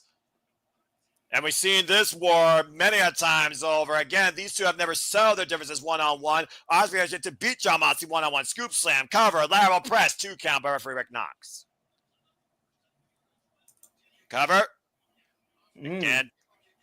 Now the hammerlock, Kimura applied by Jon Moxley. Again, for all the talk about being paper mache, he is still very foundated in all sorts of styles in that ring. Let's forget, former student of not only Cody Hawk, but William Regal. Looking to reach the tag to the entire corner.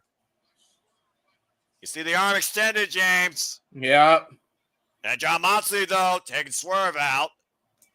Oh, yeah, knife edge chop. And Hobbs, though, distracting the official here, much to the detriment of Will Ospreay. The standing switch into the sleeper hold. Chase Minoru Suzuki. Now hoisted up. Back drop. And again denied. And Moxley. And spring. Corkscrew kick. Rocks the AEW World Champion. Yeah, he is rocked. Oh, my God.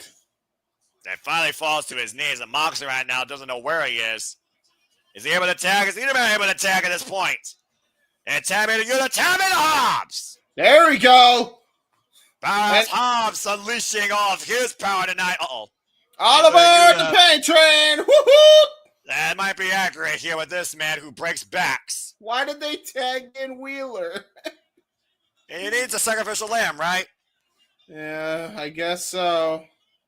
The audience, by the way, is counting in Spanish if you're not listening correctly. Yes, I am hearing it. I am loving this freaking show. I think they could put in. I think they could. They could replace Wheeler Yuta with Joey Wheeler from Yu-Gi-Oh, and he'd actually probably be more effective than Wheeler Yuta. Well, Kunai with Chain probably would be a big difference maker to your point. Good reference. With the Young Bucks officially fucked up. All right, I know what you're trying to do. Hold on. It was at this moment that we knew the EVPs fucked up. Accurate, Morgan Freeman. Right now, both legs caught by Hobbs. What the hell is going to do here? Oh, that was nice. Uh-oh, double Guzzo. Got punch both their froze. Now Yuta on the back of Hobbs with a sleeper hold. Jesus. And the Bucks taking it down, get to the midsection as Hobbs is finally forced to let go of his hold. Took 4 men, though. I just want to put it out there. Took 4 men to stop Hobbs. Oh, Hobbs, Jesus. Good God! He just broke through 4 men's offense. And wiped all 4 men out. And now Ospreay over the top with Swerve takeovers with the plunges. Taking out Matthew Nicholas Johnson. Now Shibata in. Again, the referee has no control. We're just going batshit crazy here, and I'm loving it. As we only can do here in Arena, Mexico. Oh, man. Uh-oh. Oh! Oh, no. It's Shibata with the running drop kick in the corner. He got all of that. Oh! Double underhook suplex. And now Hobbs just gaining wrist control. Oh, no. It's academic. Oh, man. Running power slam. And Shibata is legal. Here's the cover. And beats Mortos. I forgot he was even in this match. Breaks it up. Yes, he is. That beats Mortos. Oh, there's that gore. And a headbutt to the heart of Shibata. He knows a thing or two about those. Yeah, he does. Beast Mortos.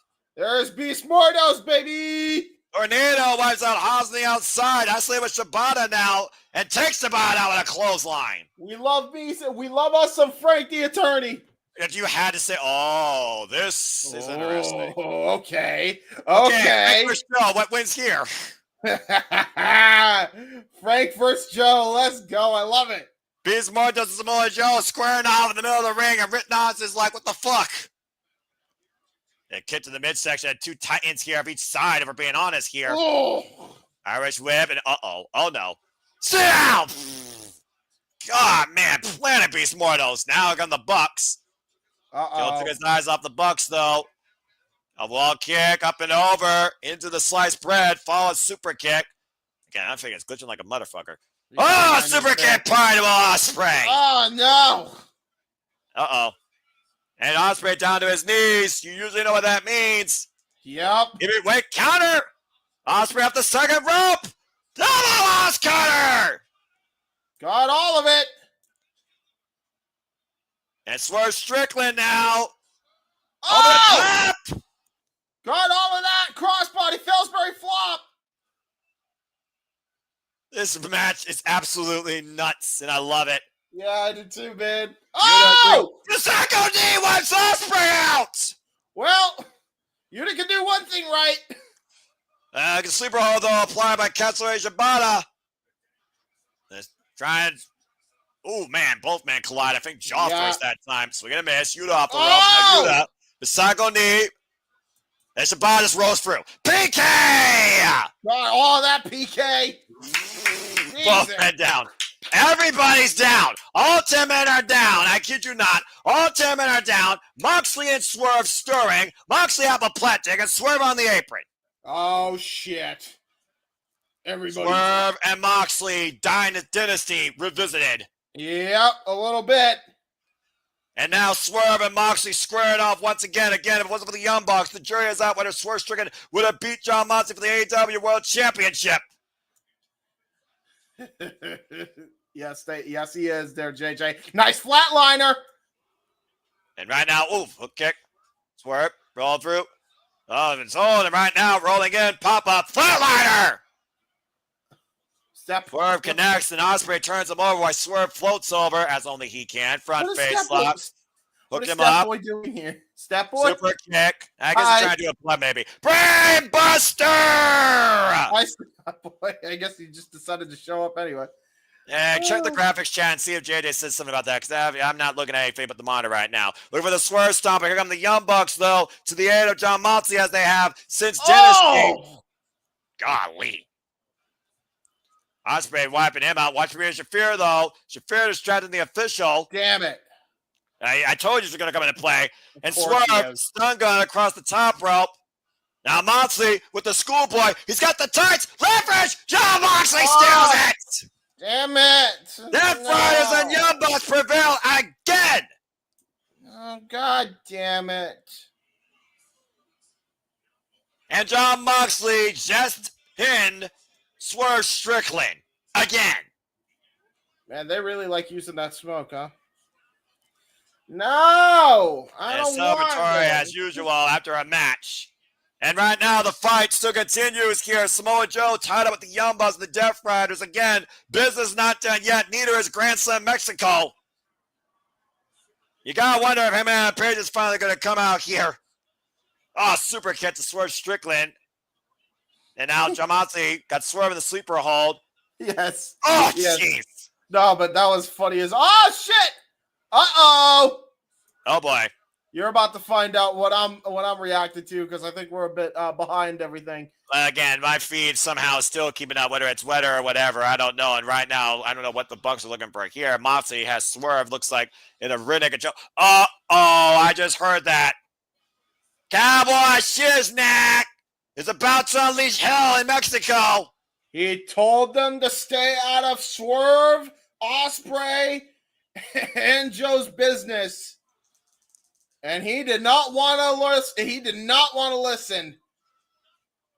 And again, we know that John Moxley and Heyman Page have a date, July 12th, at All In. Why Moxley says that Heyman needs to focus. Heyman looks very focused right now. Only one of those 10 men in the ring.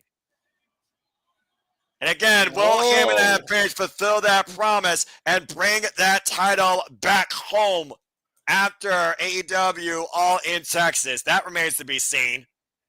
And it looks like my app just crashed. So, James, you might want to tell me what's happening. I'll tell you what's going on right now. I'm gonna refresh about 20 seconds just so that way I can call it then.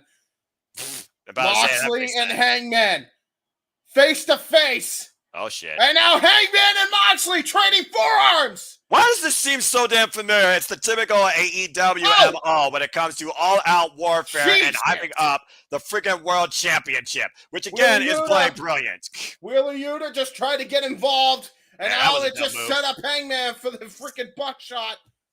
And Compton loaded. He's gonna hit it, looking for it. Good God!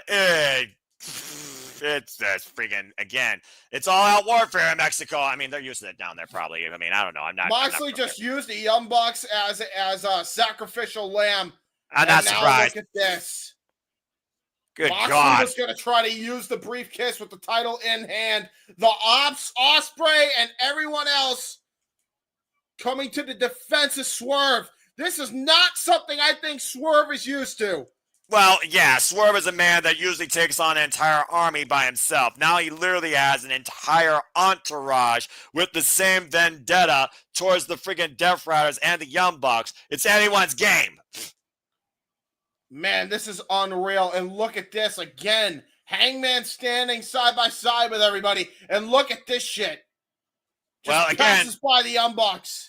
He told us last week where the Young Bucks stand. If he's willing to burn those two men inside a house if they get out of line, there's no telling what Heyman's willing to do now alongside both Swerve and Ospreay when it comes to bringing back home that AEW World Championship. The question is, can he actually fucking do it?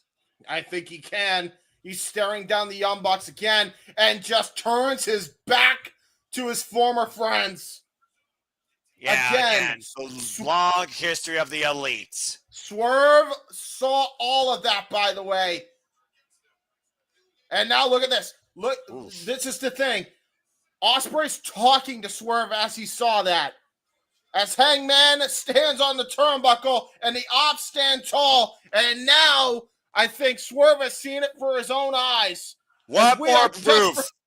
And we are desperately out of time, and we are out of time here. Yeah, as the Death Riders head back to America, Heyman and Page is definitely not alone as we prepare to continue to go all in. The future of the AEW World Championship up for grabs. Is Heyman and Page the guy to do it? In less than 30 days, we'll find out all in Texas. But like James said, for now, we literally bid you farewell from Grand Slam, Mexico. A phenomenal first time south of the border for AEW. And a one-of-a-kind show. For James Keeban, I'm Noah Foster. We'll see you next time here at the Cinema Studios. This has been AEW Grand Slam, Mexico. Golly. What a show. Fucking incredible show. All right, everyone. I think that's where we're going to call it, as Noah just said. From the simple man, Noah Foster, I am the He-Man, James Hebert, since I now took over play-by-play duty. I don't know how that happened. And as Noah said, we will see y'all next time. Have a good night, folks. Buenas noches. Buenos noches. Oh, man, AEW, you fucking are freaking in fuego. I love this shit. What a historic